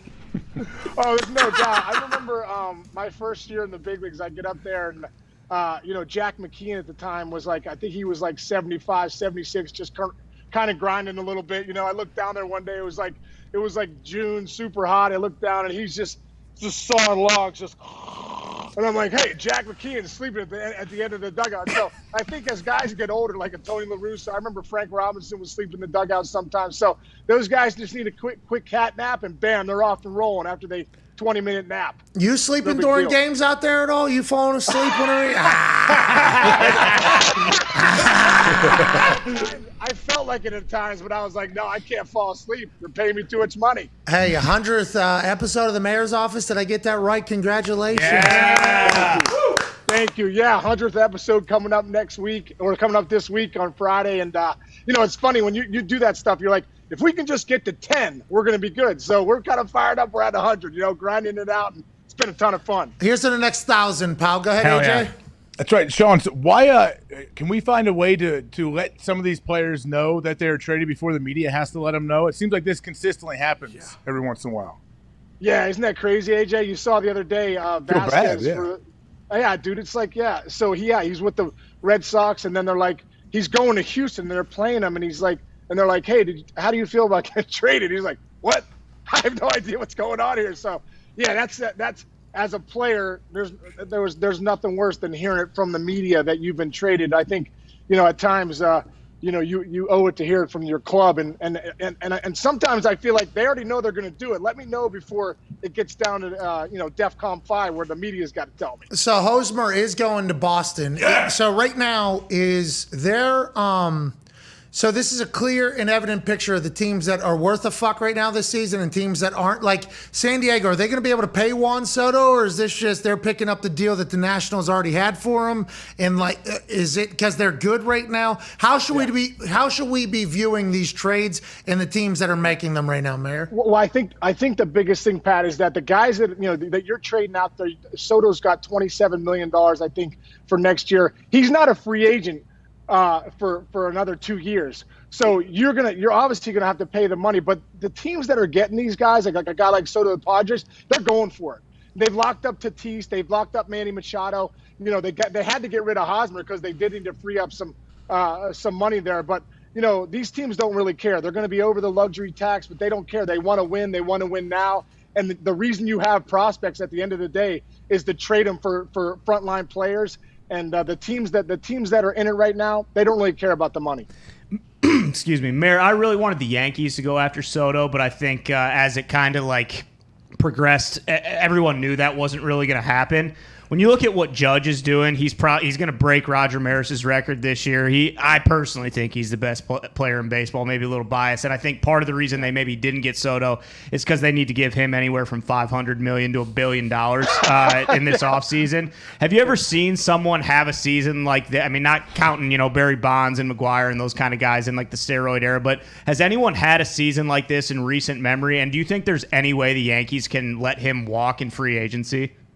Well, those are all great questions. It's incredible to see what Judge is doing. It's great to see because he kind of bet on himself. He turned down the deal, but then he kind of bet on himself. So, I think the biggest thing with Judge is, man, I don't think we haven't seen this since McGuire, Sosa, Bonds, back in the late 90s, 2000s. And so it's incredible. I did think there was a chance if Judge did walk that they maybe traded for Soto and then signed him long term. But it looks like obviously that's not going to happen. My rookie year was when McGuire and Sosa were doing that chase. It was incredible, and I think McGuire hit 60 against us. And I remember thinking to myself, if he hits 62 against us, I'm going to stop and hug him when he rounds first, and then at least if I don't play another day in the big leagues, I'll be the guy that hugged McGuire. Why do you think Aaron's having so much success? It's not the balls, obviously. It's not what is he just seeing the ball because he bet on himself better than ever, and he's the best hitter in baseball? Is that just evident? I feel that way. I feel like he put a little chip on his shoulder, like you don't want to really sign me to what I'm worth. I'm going to go out and show you what I'm worth. And turns out he's a pretty good player. I mean, he's sitting right now. There's no park that can hold him. He's a good hitter too. He's not just a home run guy. He's an average hitter. He drives and runs. It's incredible. So he's really. You got to love what Aaron Judge is doing. You know, being a former player, you guys know how tough professional sports are. When you turn down big money that's over $200 million, and you say to yourself, "I'm betting on myself," and then you go ahead and do it, it's pretty impressive. Hell yeah! Congrats, Aaron Judge, on that. Love you, Judge. Just as a baseball, amateur, like not knowing much about it, hitting much more important than field. No doubt about it, because you got to score runs at the big league level. The good teams, they got the great pitching. You have to have guys that are going to win you ball games, because you could have a lot of guys that field the balls, but if you can't score runs, you ain't winning. So I think the biggest thing is, you got to be able to score some runs. Sean, can you go through your routine you had in the batter's box a little bit with your gloves and the leg lifts and everything? I think it was amazing. I think a lot of the quarterbacks that lift their leg in the shotgun, I think they took it from you in the box. AJ, it was crazy, bro. I don't know what I was doing, but I don't know if I was that good of a player, but I was always like, oh, he looks good. Double stretch, do the batting gloves, and I would get in double chicken wing. I don't know why I did that, but it worked. Double chicken wing, then double shoulder roll, and then I would do this leg lift thing. Yep. And I don't know what was going on. It was more like it just made me feel good. And I remember sometimes, when I get in there and I didn't do it, I'd be like, okay, last time I got a knock, I did 3 leg lifts. And then I'm like, what's up? And hey, AJ, here's a real quick story. Dahn Zimmer comes up to me one time back in the day, one of the greatest guys ever. He comes up to me, he goes, Case, he goes, I've been in the big leagues for 50 plus years. He goes, I've seen a lot of stuff. He goes, I've seen guys this. He goes, I ain't never seen this right here. I've never seen this. I'm like, well, Dahn, welcome to the big leagues, brother. Well, we appreciate you, Sean. Congrats on all your success in the big leagues with no matter what your fucking batter stance is. He used to be able to put the ball over the yard. Oh, yeah. Sean Casey used to be able to see the ball, put the ball wherever the hell he wanted to do it. Pittsburgh legend, baseball legend. 100th episode of The Mayor's Office is coming out. It is electric. Congrats on all the success, and we appreciate the hell out of you, man. You guys are the best. Thanks for having me on. I'll see you guys soon. Hey, you look good. You look good. Thank you, brother. Thank you. I can't come off the top rope like you and flip back. Come on! Sean Casey. He's the fucking best. He's the fucking best. Yeah. Every time he's on, I'm like, how is that human in baseball? Unbelievable. He's the complete opposite of baseball. Consummate clubhouse guy. Need that guy for the long season. Locker room guy. All right, Hosmer to Boston. You getting a jersey or what? Me? Yeah, you said you were when he switches his team. Now we know. Boston. Hosmer in Boston. Gotta let's get get you to a the break. Sox jersey. Seems like that's going to be tough to do. Is that the Fenway Sports Group? Yeah, it is. Supporting Pittsburgh that and the LeBron? Red Sox and Hosmer. It's not. I'm going to get the Hosmer Penguins jersey. There you go. That's what I'm going to get. That'll, I would like to show him love and support. I'm sorry he's got to go from San Diego to Boston. Well, also, Nick's right. It isn't the Fenway Sports Group. It's John Henry who owns the Red Sox. But okay, so never mind. You got to support Hosmer. I don't He's think your Red guy. Sox. I don't think Red Sox jerseys have names on the back either. Yeah, they do. Why you guys? You don't like players getting? No, you don't. Obviously. Who? Let's get. We'll answer some phone calls on the 5 Energy phone line and wrap up this glorious Tuesday, August 2nd. You are the best. We'll see you soon.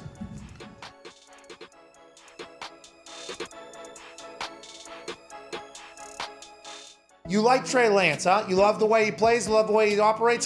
How about how he handled the whole situation last year? I mean, this is an awkward, isn't it kind of awkward situation going on over there, or not at all? I mean, some would say it's definitely awkward. I mean, you trade 3 first-round picks for a quarterback. Like, there's writing on the wall. Like, it is what it is. It's the NFL. It's a profession. Everyone's trying to bring in younger, better, cheaper players. And then that's just the way the league is. And so there is an awkwardness to it, I guess.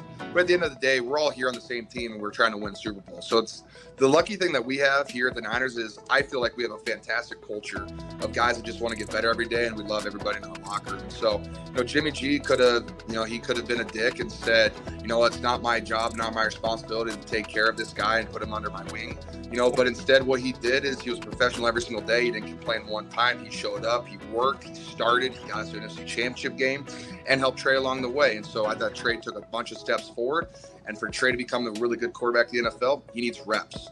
And so once this kid gets a lot of reps, just watch out, because some of the things I've seen him do in practice kind of mind-boggling me, so I'm waiting for it. Yeah, he's considered what? Great athlete, right? Because obviously Aaron waited behind Brett Favre for 3 years, right?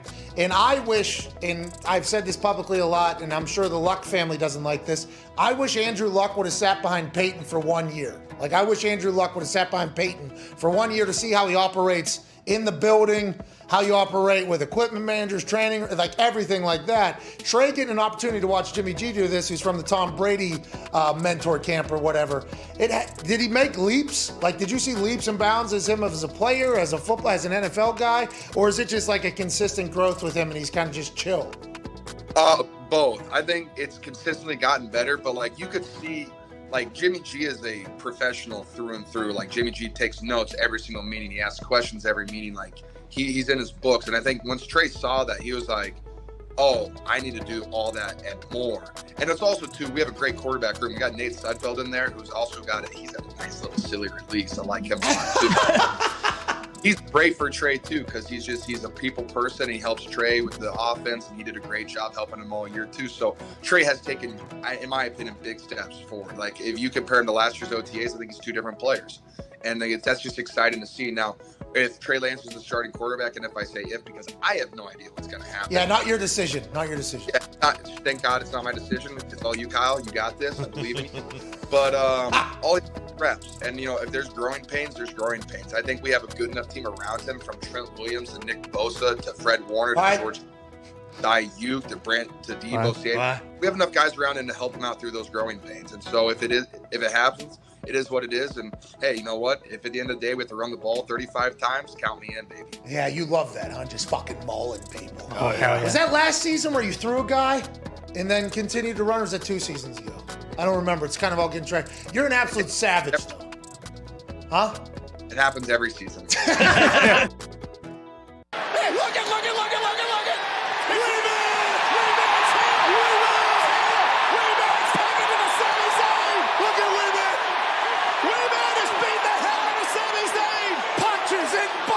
From Wee-Man! He learned something from Brock. And Wee-Man back in the ring. He's stalking Sammy. Listen to this place. Oh, to the kneecap. Wee-Man so active. Oh, look at this. Body slam. Wee-Man body slamming Sami Zayn. Wee-Man used to kick himself in the face. Are you kidding me? Now he's body slamming Sami Zayn. Today's show is sponsored by the best ticket app on earth and the moon. Hey, just real quick. I was on with Dan Patrick earlier, DP earlier. Yeah. DP. Yeah, he's a legend. What about it? That's not what you were thinking. He read an ad read for some company, and the reading was good, remarkable. The person who writes our ad reads might want to start watching. Thinking about it. Yeah, Okay. Watch the film. Thinking about it. Just as, to dabble. Who writes them? Sure. No, we don't need to say the name. That person knows, though, right now. They're hearing it. They're in our building, not somebody else. But they need to, they should maybe watch and be like, I can up the penmanship a little bit. Maybe just a little. Anyways, back to CQ. Something to think about.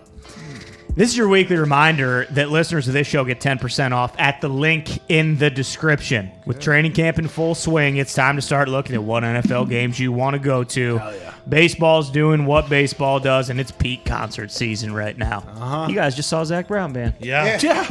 I got some good friends that live down the street.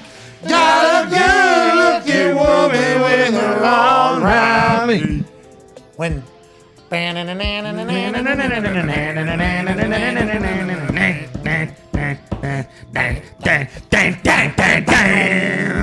whole place. Oh, shit. Whoa! And they probably all got their tickets on SeatGeek. They were smart. Well, I'll tell you what. Not us. We actually weren't able to get our seats on SeatGeek, and we got fucked because of it. Thanks a lot. There you go. Probably won't make that mistake again. Well, we actually were forced to buy from some other place, and we got fucked because of it. SeatGeek would have never allowed that scumbag prick that owns the box that we bought the tickets from to sell it 2.5 times.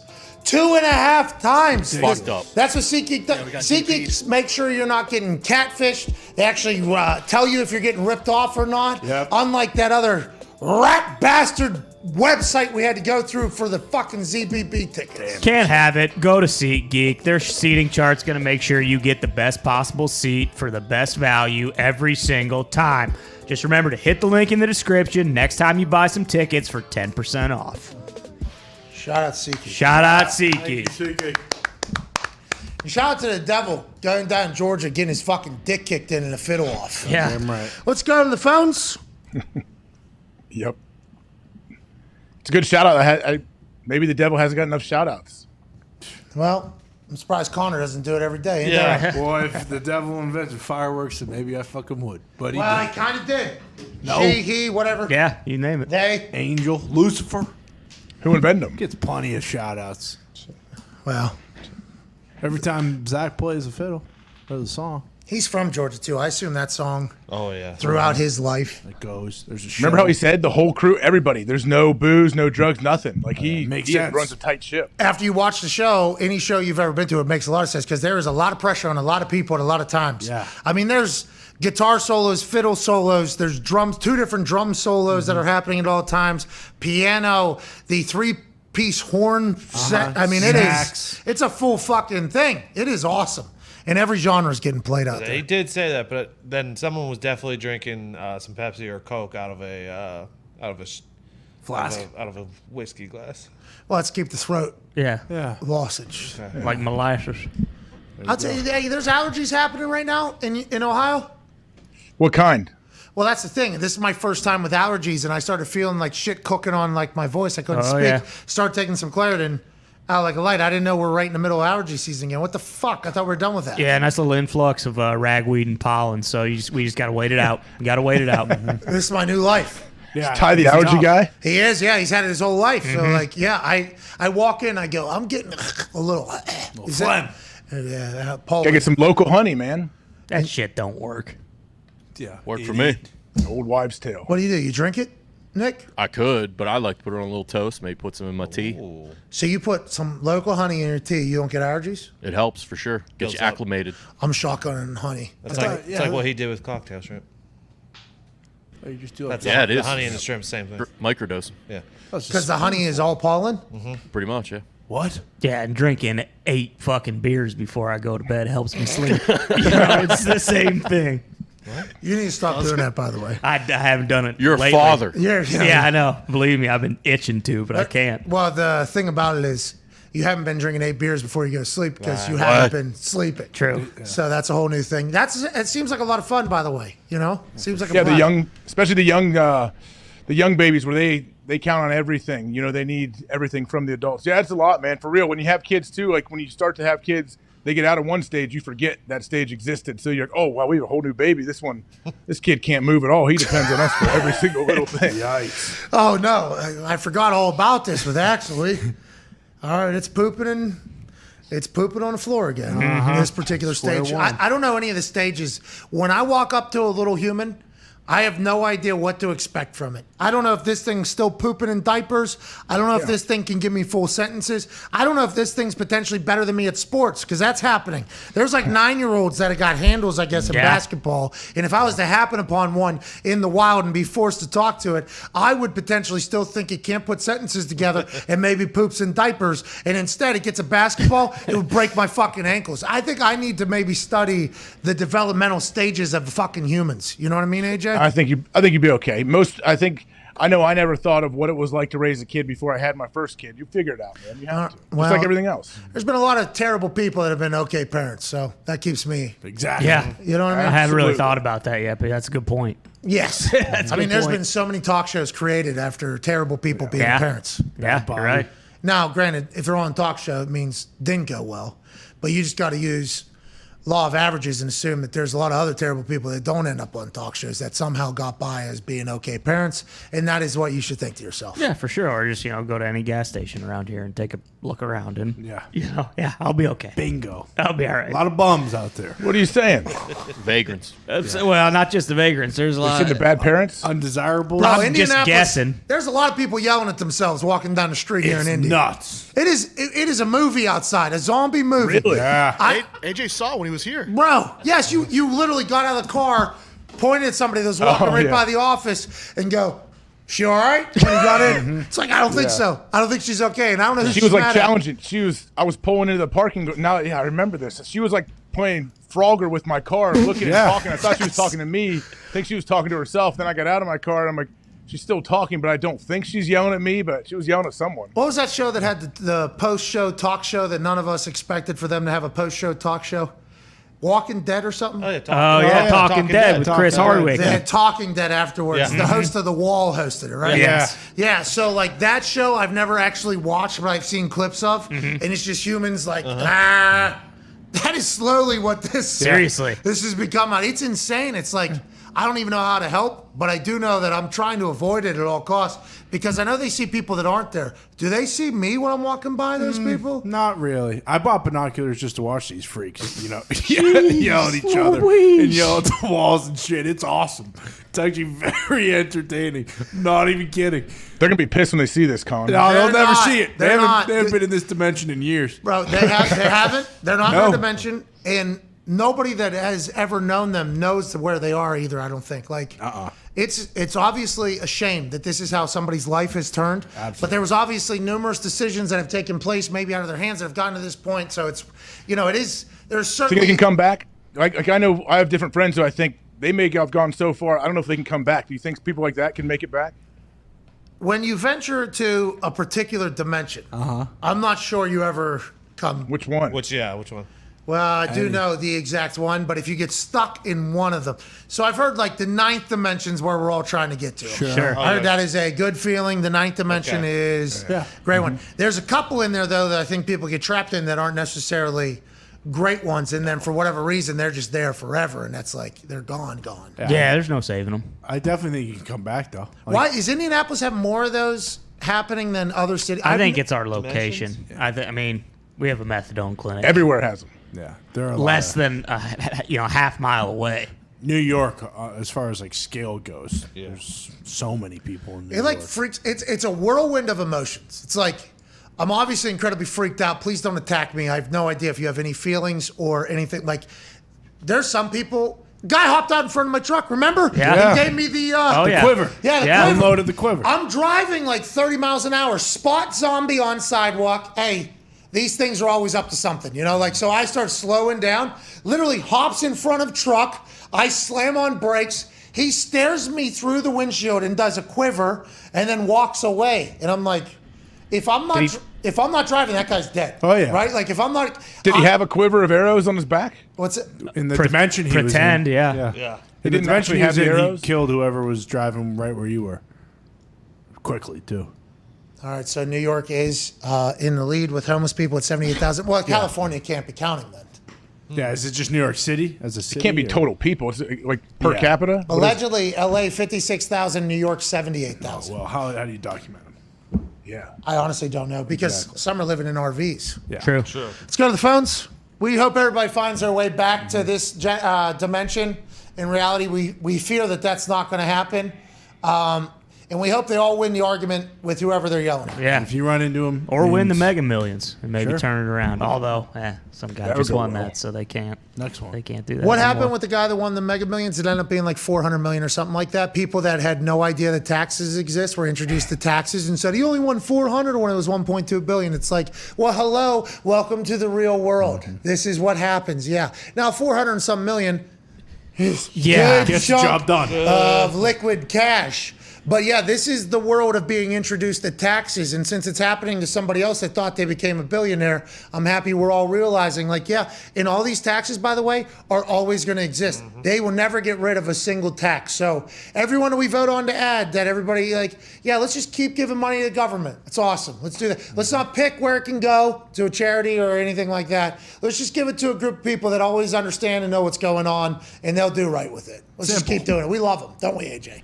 Yeah, I mean, I trust them. I trust them with all of our money. Absolutely. Of course. Decision. Yeah. Of course. More taxes. Yeah. They're ready, AJ. Why not? I watched the Terminal List. I don't know. There's a lot of different things going on in that show. Did you watch the whole thing? Yeah, I just finished. So good. Oh, so I mean, you it's- started and finished. You powered through. You didn't sleep one night. Hard to stop. I told you. I told you. Yeah, I was up later than I would have liked, but you know what? Chris Pratt, he'll do that too. He's good. Hey, he's back. Not that I ever thought he was here to begin with before Jurassic World Dominion. After Jurassic World Dominion, I was like, all right, cool. Chris Pratt, the homeless guy that's surfed in Hawaii for That's right, worked at the Bubba whole Gump. way. That's awesome. And after watching Terminalist, I'm like, I need Chris Pratt in everything. Yes. Give me Chris Pratt in every movie. That's how I feel after Terminalist. What a perfect role for that guy, right? Isn't he a big outdoorsman and everything, too? Oh, yeah. Big Hey. supporter of the military. Big military guy. Yeah. Hey, that Terminalist. Yeah. Huh? I don't know what like maybe the thumbnail picture early before I heard you guys talk about it. I was like, I don't know if this is going to be what I thought it might be, and then I heard enough people say it was good, and yeah, it's really good. 100% worth it. Yeah. Easy watch. All right, that's today's show. It sucked. We know it. Guess what? More of that shit tomorrow. Well, hey, tomorrow. Oh, we're feeling the beat tomorrow. Hell yeah. We're feeling the beat. We've had a couple people say can't do it. Some people can do it. We're going to go boots on the ground at camps tomorrow with beat writers and beat reporters. New segment. New tradition. Yep. Feel the beat. Hell yeah. Training camp. Doing it for a second time tomorrow. Chris Mad Dog Russo with a much better show than ours will be on in 6 minutes. Goodbye. AJ, I'm bobbing through the end there, but nonetheless, Feel the Beat got me in my feelings. I can't wait to do that tomorrow, AJ. I can't wait to feel the beat. But we can do Feel the Beat during the season too, I feel like. Oh, yeah. Sure. Oh, yeah. This is a real segment, I think. Yeah, I think it'll be very like that because we need to know like injury reports like on Wednesdays during the maybe Thursdays, whatever day we do it. Like I think it'll be informative. You know what we can do is like we could, if we're a real show, Yeah. we would get it sponsored. Oh, Yeah. Feel the beat. If we're a real show. What kind of sponsor do you think? Feel the beat by Bose. Yeah. Oh, there it is.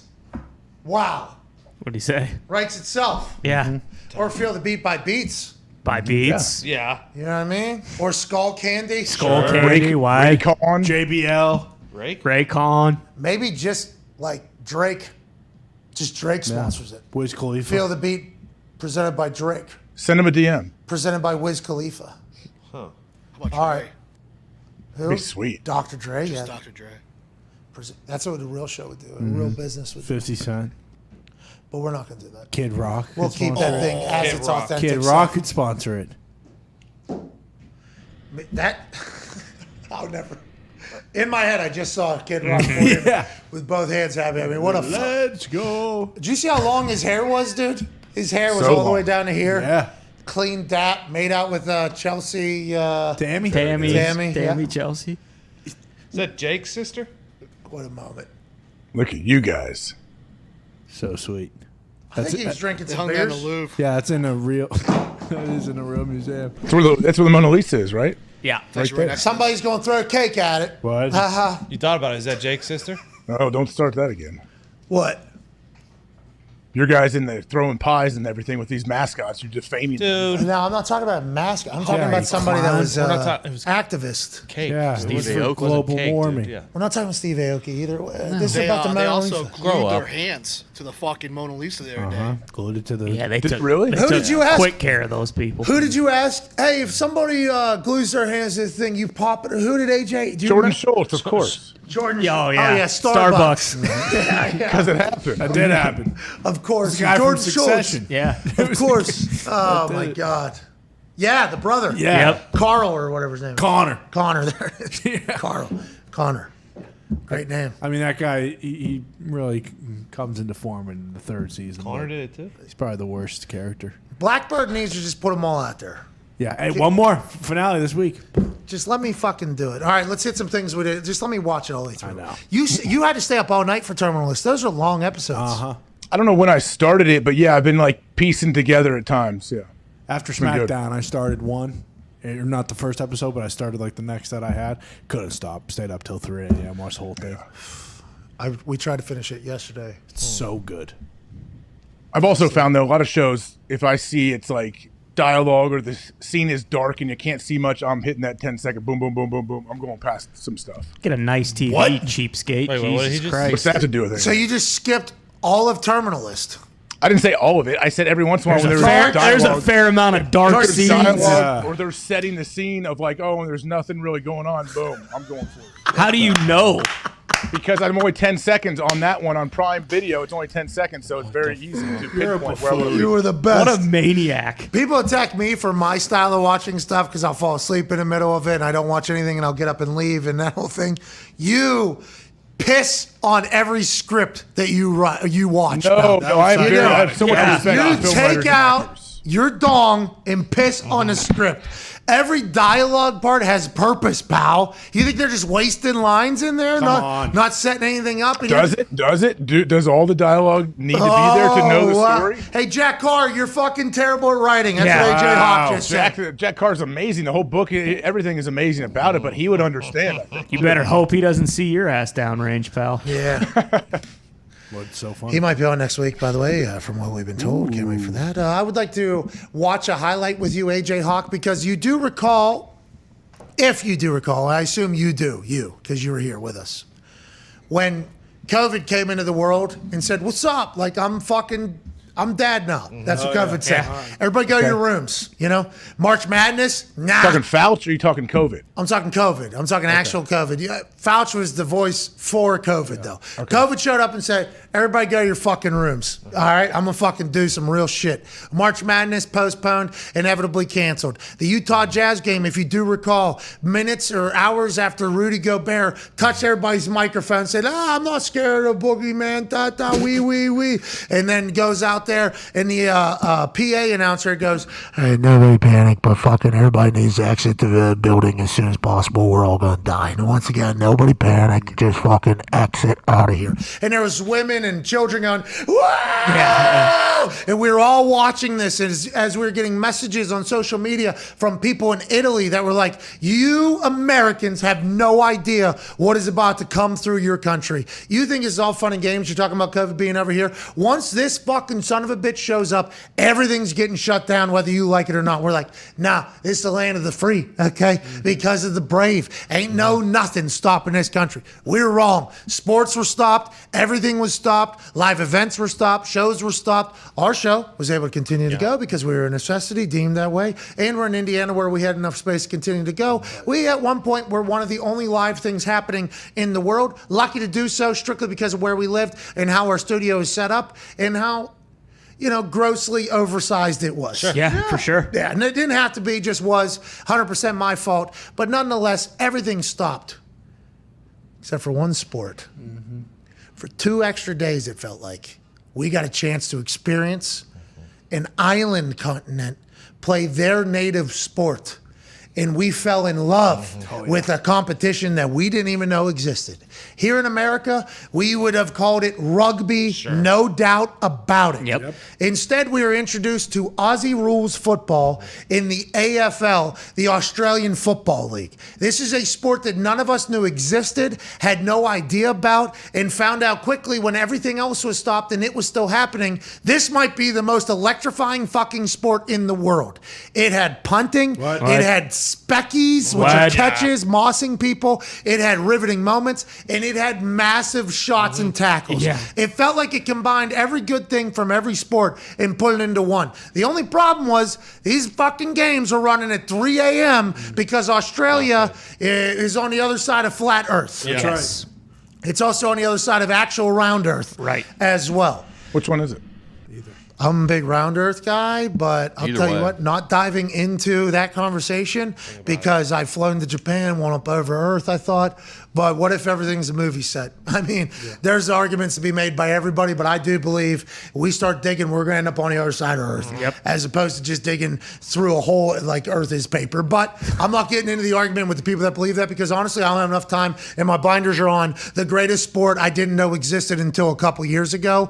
Aussie rules football was a savior. Now, it inevitably got shut down. It came back early. Last night, my team, the Collingwood Magpies, playing Essendon FC, which was, I believe, your first team or your third team. Never my team. Yeah, maybe third or fourth team. Yeah, You were bouncing around that fucking league more than COVID was with who you were picking and choosing to be a fan of. Collingwood Magpies, the home of Mason Cox, also known as Coxzilla, the only American to have true success in the AFL, had a nail-biting, triumphant, last second, final minute, final moment, walk-off win. Yeah. Wow. Let's put this thing on. So if you look at the score, we're in the fourth quarter. You can turn the sound on. Fourth quarter, 42 seconds left, 76-74, down 2. The Collingwood Magpies need to get down the field. An incredible spectacle from the Collingwood Magpie named Jamie Elliott. Dog. So the way you move the ball down the field is you run, you bounce, and you punt it ahead. And when somebody catches it, they get all the time they need to line up a kick, or they can hand pass it and punt it to somebody else. Jamie Elliott is his name. Was tasked with ending this AFL game at home in front of 75,000 at a terrible angle. Horn goes off in his backswing. Boom! Oh! Get the Sharon! Sharon! Put it through the pipes, and that's a walk-off. Game winner from Jamie Elliott down under. He put this son of a bitch through those sons of bitches from an incredibly hard angle and in front of 75,000 people at the Melbourne Cricket Ground. MCG. The Collingwood Palace, as they call it. What a win. The AFL is all the way back, isn't it, AJ? I think we need to start watching. AJ, actually, that's what we're going to task you with. Yes. We need you to watch every single game and give us an update on the daily, because that sport was too good for us to forget about immediately upon sports that are on at our time coming back. You know what I mean, AJ? Yeah, I got it. I can absolutely. I'll be the AFL guy. I will keep you updated on all things going on. That was not my team originally or ever, or my third or fourth or fifth team, but that kick from that angle, like, that seemed impossible, actually. Can you run the end of that kickback and turn up the sound, actually? Listen to this fucking horn that the game's over. In his backswing, this dude. He's got, run back just the final kick. He's got fans 2 feet away from him. There's a woman over there that's just going, "Come on, you cunt." Listen, and remember, in Australia, they use that word differently. Normal nomenclature. I am just quoting these people that are screaming in Jamie Elliott's ear from 2 feet away with the game on the line here from the side. And then go ahead and play it with sound. Lights. If he does it, and the siren goes. Siren goes. Jamie Elliott to win the game for Collingwood. There's the siren. Wow, the siren's going.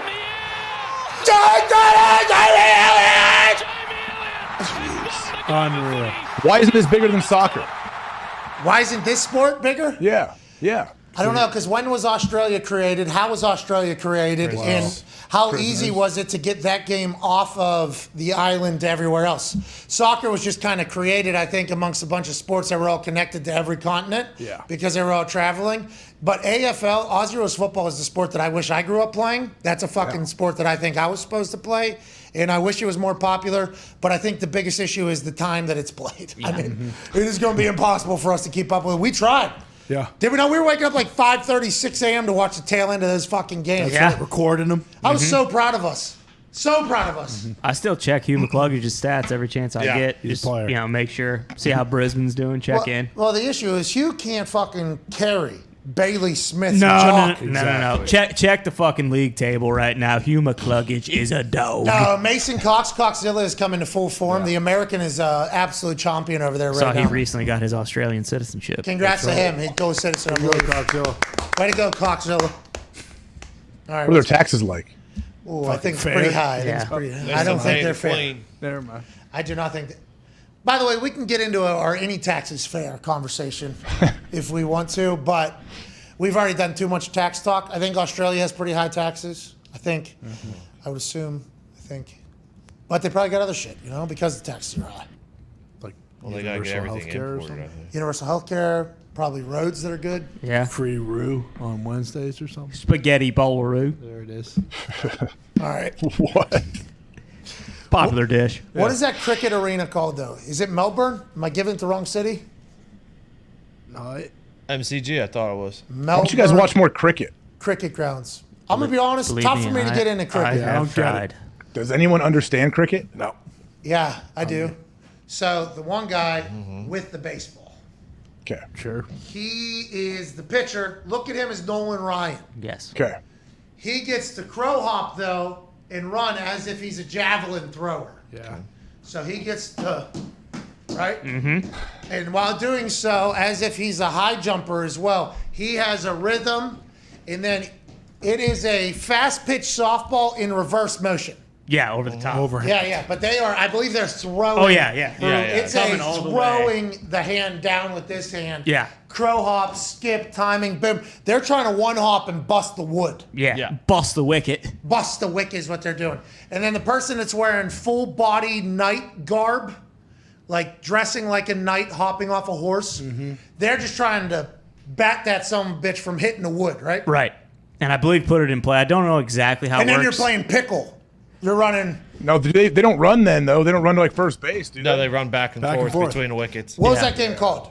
Run down. Run down. Pickle. Oh. Pickle. Yeah, we call it pickle. Pickle, rundown. Pickle is called rundown, right? Yeah. You used to play that game. Then they're doing that, right? And the amount of times that they get by the time the ball getting back, I think, is points or But the games go for months, don't Yeah, they? they can go for days. Well, if you got a good fucking pitcher, you got a good Nolan Ryan. Yeah, out you got a there. good hurler. You're in shape. Okay.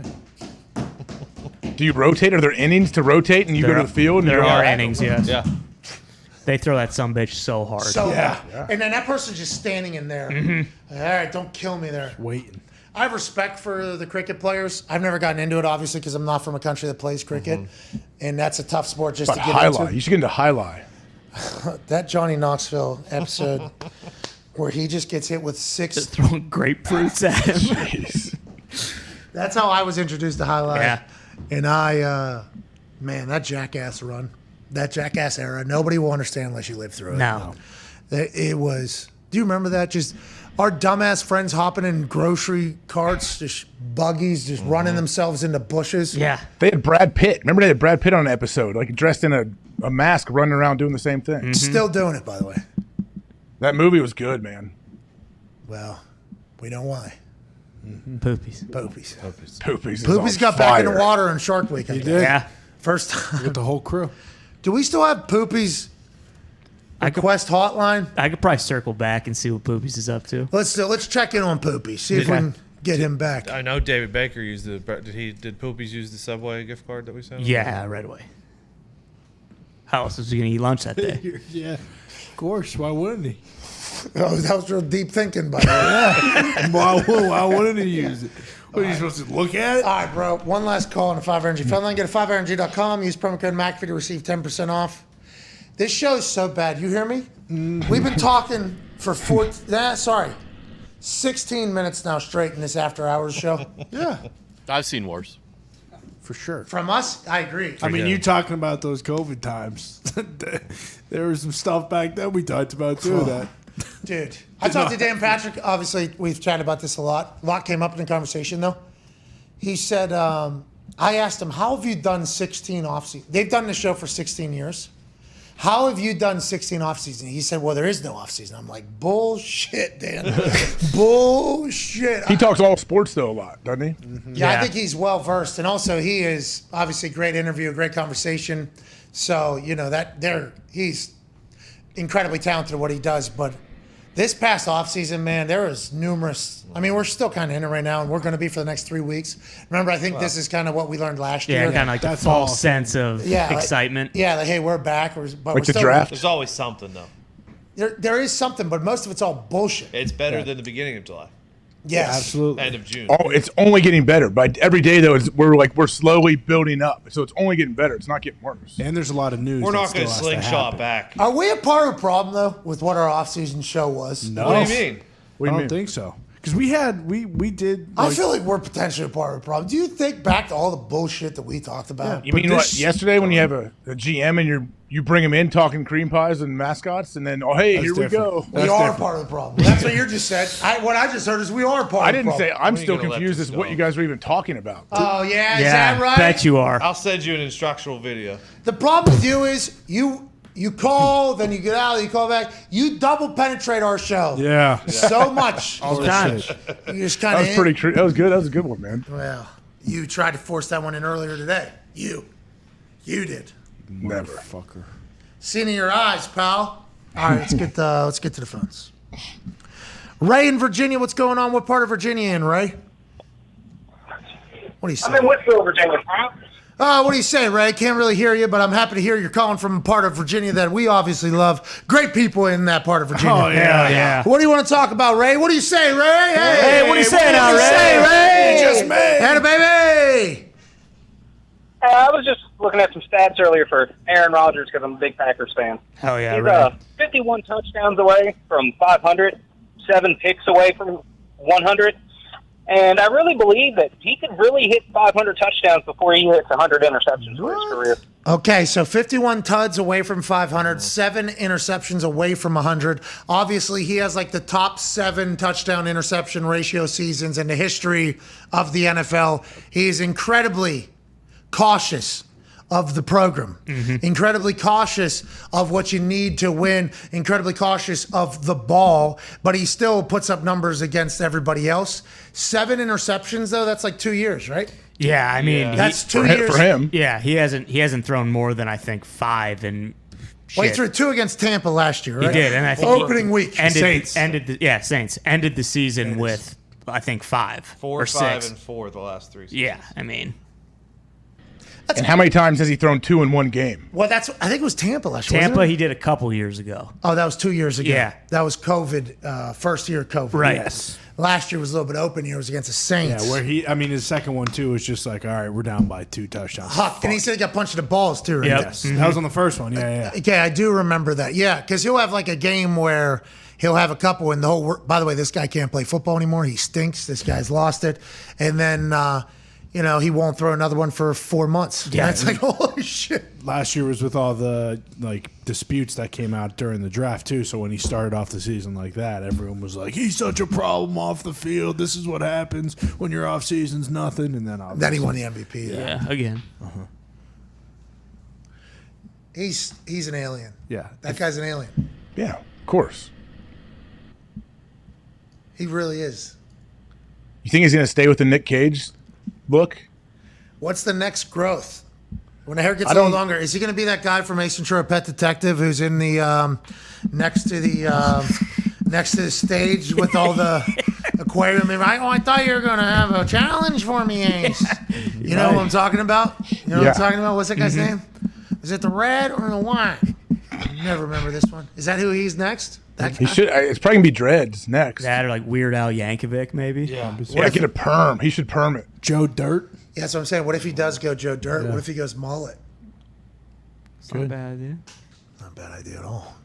Yeah, that's Oh, how he you got the know mustache. season's He's got the back. mustache That's back. how you know we're close. True. Russell Wilson showed up in Team 3 gear in his own jersey. Yep.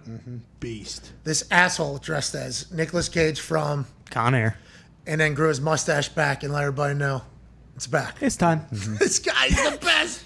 He's a movie character. He's a movie character. How can you be as dominant as he is in as much bullshit conversation as he is and still just kind of bounce through life, whatever, everybody can go fuck themselves. And we used to think it was bad, and then it has only gotten, that conversation has expanded tenfold in the last 2-3 years. Did you see him talking to Baldy and Lindsay? Talked about his tattoo on Oh, NFL. I did.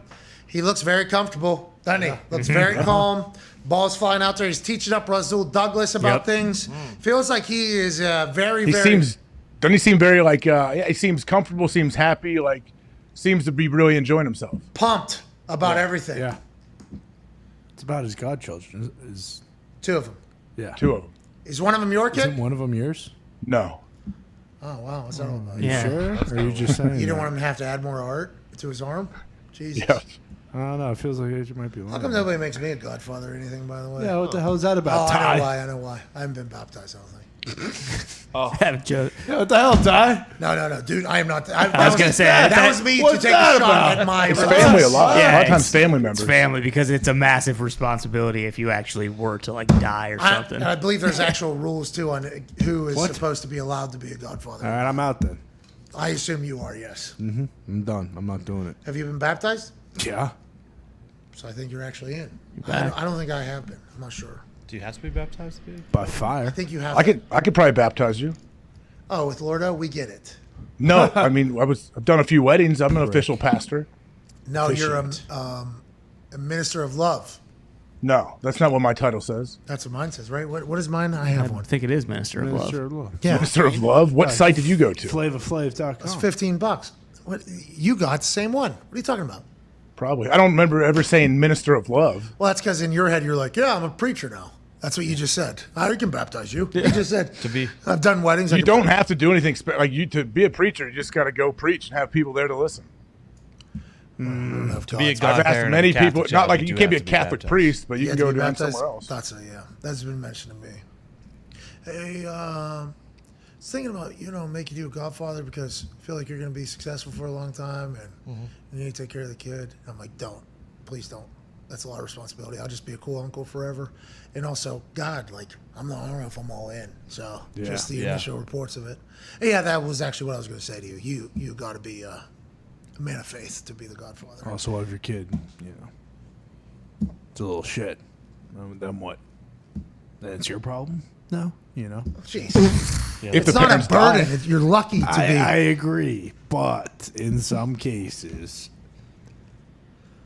I don't want your kid. Jeez. That's Then why. you would say no to being a godfather. Exactly. Yeah, you're just bad. No one's going to ask you that. No, so don't I'll worry help about him it. out. No, if he nobody needs will ask you. No, maybe. Connor's had a very successful life. You know how many sunglasses this guy owns? it. No one's asking me because they know I'd say no. Last phone call here. Let's go to Steven in Louisville. What's going on, Steven? Yeah, doing great, boys. How we doing today? Hey, not too shabby, man. Hope you and your godfather are doing great. What do you want to talk about? Well, brother, you know what? I'm having a little bit of a rough day. I'm calling to push back on something you said earlier in relation to the tampering punishment the Dolphins received. All right. You had said that nobody really cares about that that third-round draft pick that we lost. And as a lifelong Dolphins fan, it seems like my life has consisted of 10 9-7 seasons consecutively.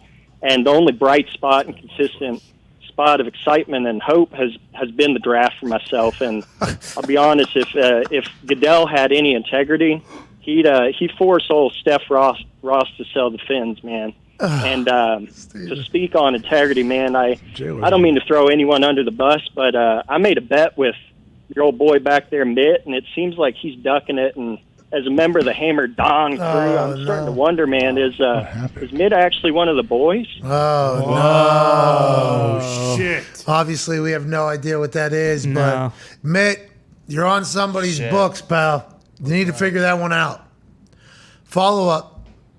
You still got one draft pick in the first round? Yeah. You just got one of your two gone. No big deal. Hey, you could bundle those, maybe go top 5. If 2 isn't great, I think it was a lot of people were thinking, but you still have one first-round draft pick, and that should be exciting, but that punishment for Stephen Ross, 11:55, that's a weird time to come out, isn't it? Mm-hmm. That's a weird time to come out. Who makes that decision? Raj. It was for Stephen Ross. I would imagine it was well worth it for the slight chance that he could change the landscape of the NFL with bringing Tom Brady, Sean Payton, if he was able to somehow pull that off. Yeah, so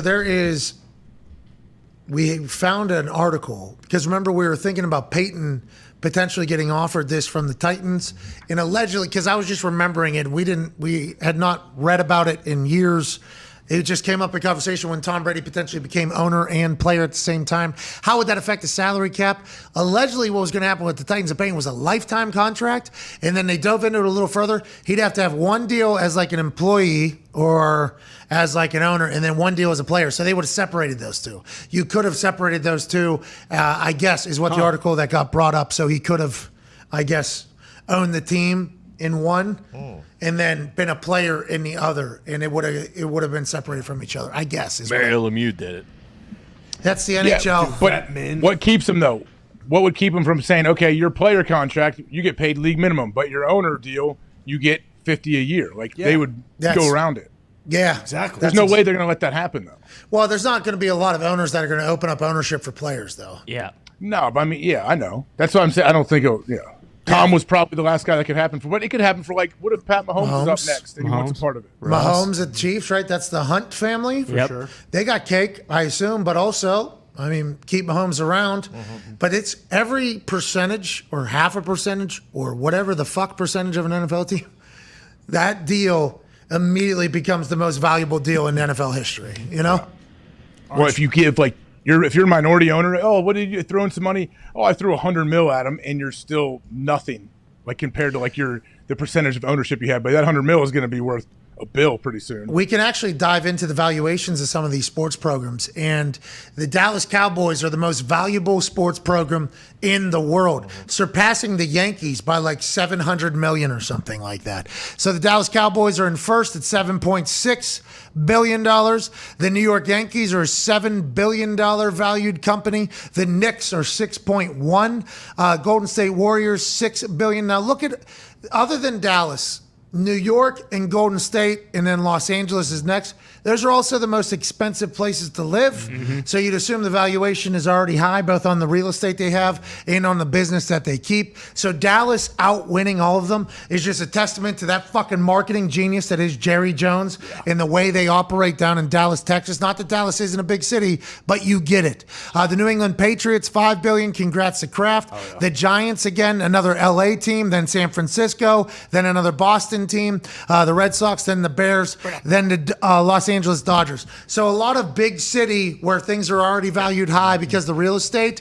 But congrats to the Dallas Cowboys being the most valuable program in all of professional sports. And that number is only going to continue to climb. So if you do some quick math and you get a chunk of the Dallas Cowboys, you get a percentage of the Dallas Cowboys. 7.6 billion divided by 100 is what, 760 million? So that's immediately what 1% is worth. So you get a 0.5%. That's what, $380 million? That's just sitting there currently, let alone what that could become later. I mean, it is a never-ending supply of money. And it's only going to go up and up and up and up and up and up and up. How are these teams like the Giants and the Bears are on this list and they don't have any money in the related businesses category? I don't know. Zoom in. Let me see it.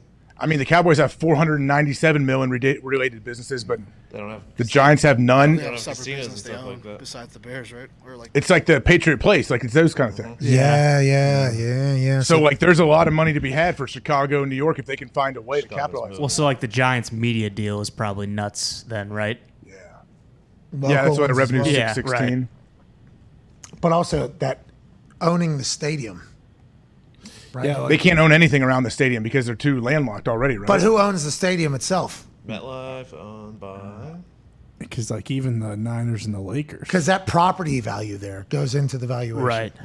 The entire thing, right? For Chicago, it's a park district. Owns it. That's why they want to go to Arlington, right? Yes.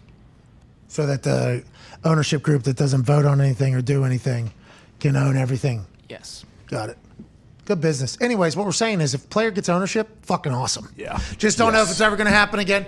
Wish it could have taken place there with Tom, but New England, Tampa Bay, not happy about the tampering. Nope. And New Orleans ain't happy about it either. Two very out of nowhere retirements. Turns out there was a reason. There was conversation, and the NFL did find as such in their independent investigation. MetLife is a joint venture between the Giants and the Jets. Okay, so split that down there. Then all the businesses that operate in that place and the amount of people watching all the local games, so the advertising of it, oof. There's so much. That's why it's so impressive what Jerry Jones has been able to do in fucking Arlington, Texas. Yeah. Arlington. Yeah. All because of Jerry. Like it's all points back to Jerry from whenever he took the team. They're just, whatever reason you say it, they tell you, hey, if you're you don't know what to talk about the Cowboys. It always gets rated. We just did. We appreciate the Dallas Cowboys being the most valuable franchise in professional sports. We appreciate everybody for watching. We can't thank you enough. Thanks to our guest today, huh? How about the mayor stopped by? And the tie conversation with the mayor about baseball was awesome, wasn't it, AJ? Yeah, I mean, I learned stuff for sure. Me too.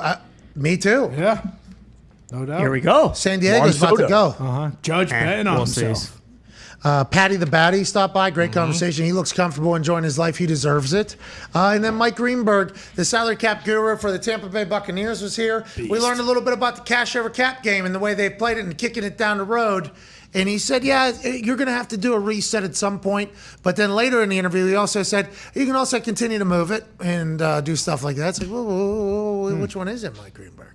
Which one is it? Does he do much? Does he do many interviews? No. I don't think so. It was a great convo, though, man. Yeah. Learned a lot. He actually talked about it with how the people around the league in his business never really get any love. Well, him being lead counsel as well is a big deal. Yeah. Yes, it is. He knows what they can spend. He knows how they're going to spend it, and he's the one negotiating how it's being spent. And Important job. They know right now is when we need to go because he said 6 years ago.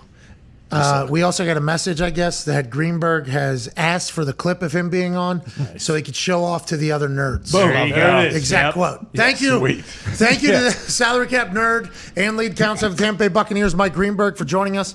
We like diving into those weeds because those things are very important. Talks table, great work. Tone, great work. Boys behind the glass, thank you all so much. Foxy, it's great having you back here. We'll be back tomorrow with Big Show tomorrow. Feel the beat. Feel the beat. A lot of going on. Feel the beat. We're bouncing around from city to city, seeing what's going on with boots on the ground. Yeah. What a day, what a life. You are the best. Use hashtag PMS. Feel the beat. Yeah. Put your hashtag in there and say something nice to somebody that's at training camp right now, because right now there's coming a little bit of a wall for some guys. The initial honeymoon phase of training camp is over. There's no end in sight, and there's just bodies that are sore, injuries that are happening, and Groundhog's Day has already begun. We'll give 10 winners $500. Use your Cash App, say something nice to somebody, and take a screenshot right meow.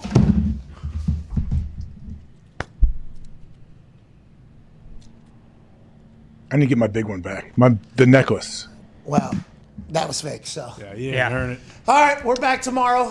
PMS, hashtag PMS, feel the beat, your cash tag, screenshot, and say something nice to somebody that's at training camp and tell them, hey, keep going. It's worth it. Let's do it. Hell yeah. It's worth it, dude. Super Bowl. There's a lot of quitting potentially going through some people's heads right now in training camp, AJ. Waking up feeling pretty, not feeling great. You're right. They need it. They need your little inspirational speech. That's right. Give them a good speech. Get them over the hump because, hey, training camp might feel like it just began. And that is certainly true. There's a lot of days left, boys. We need you. We appreciate you. And we'll see you tomorrow. Goodbye.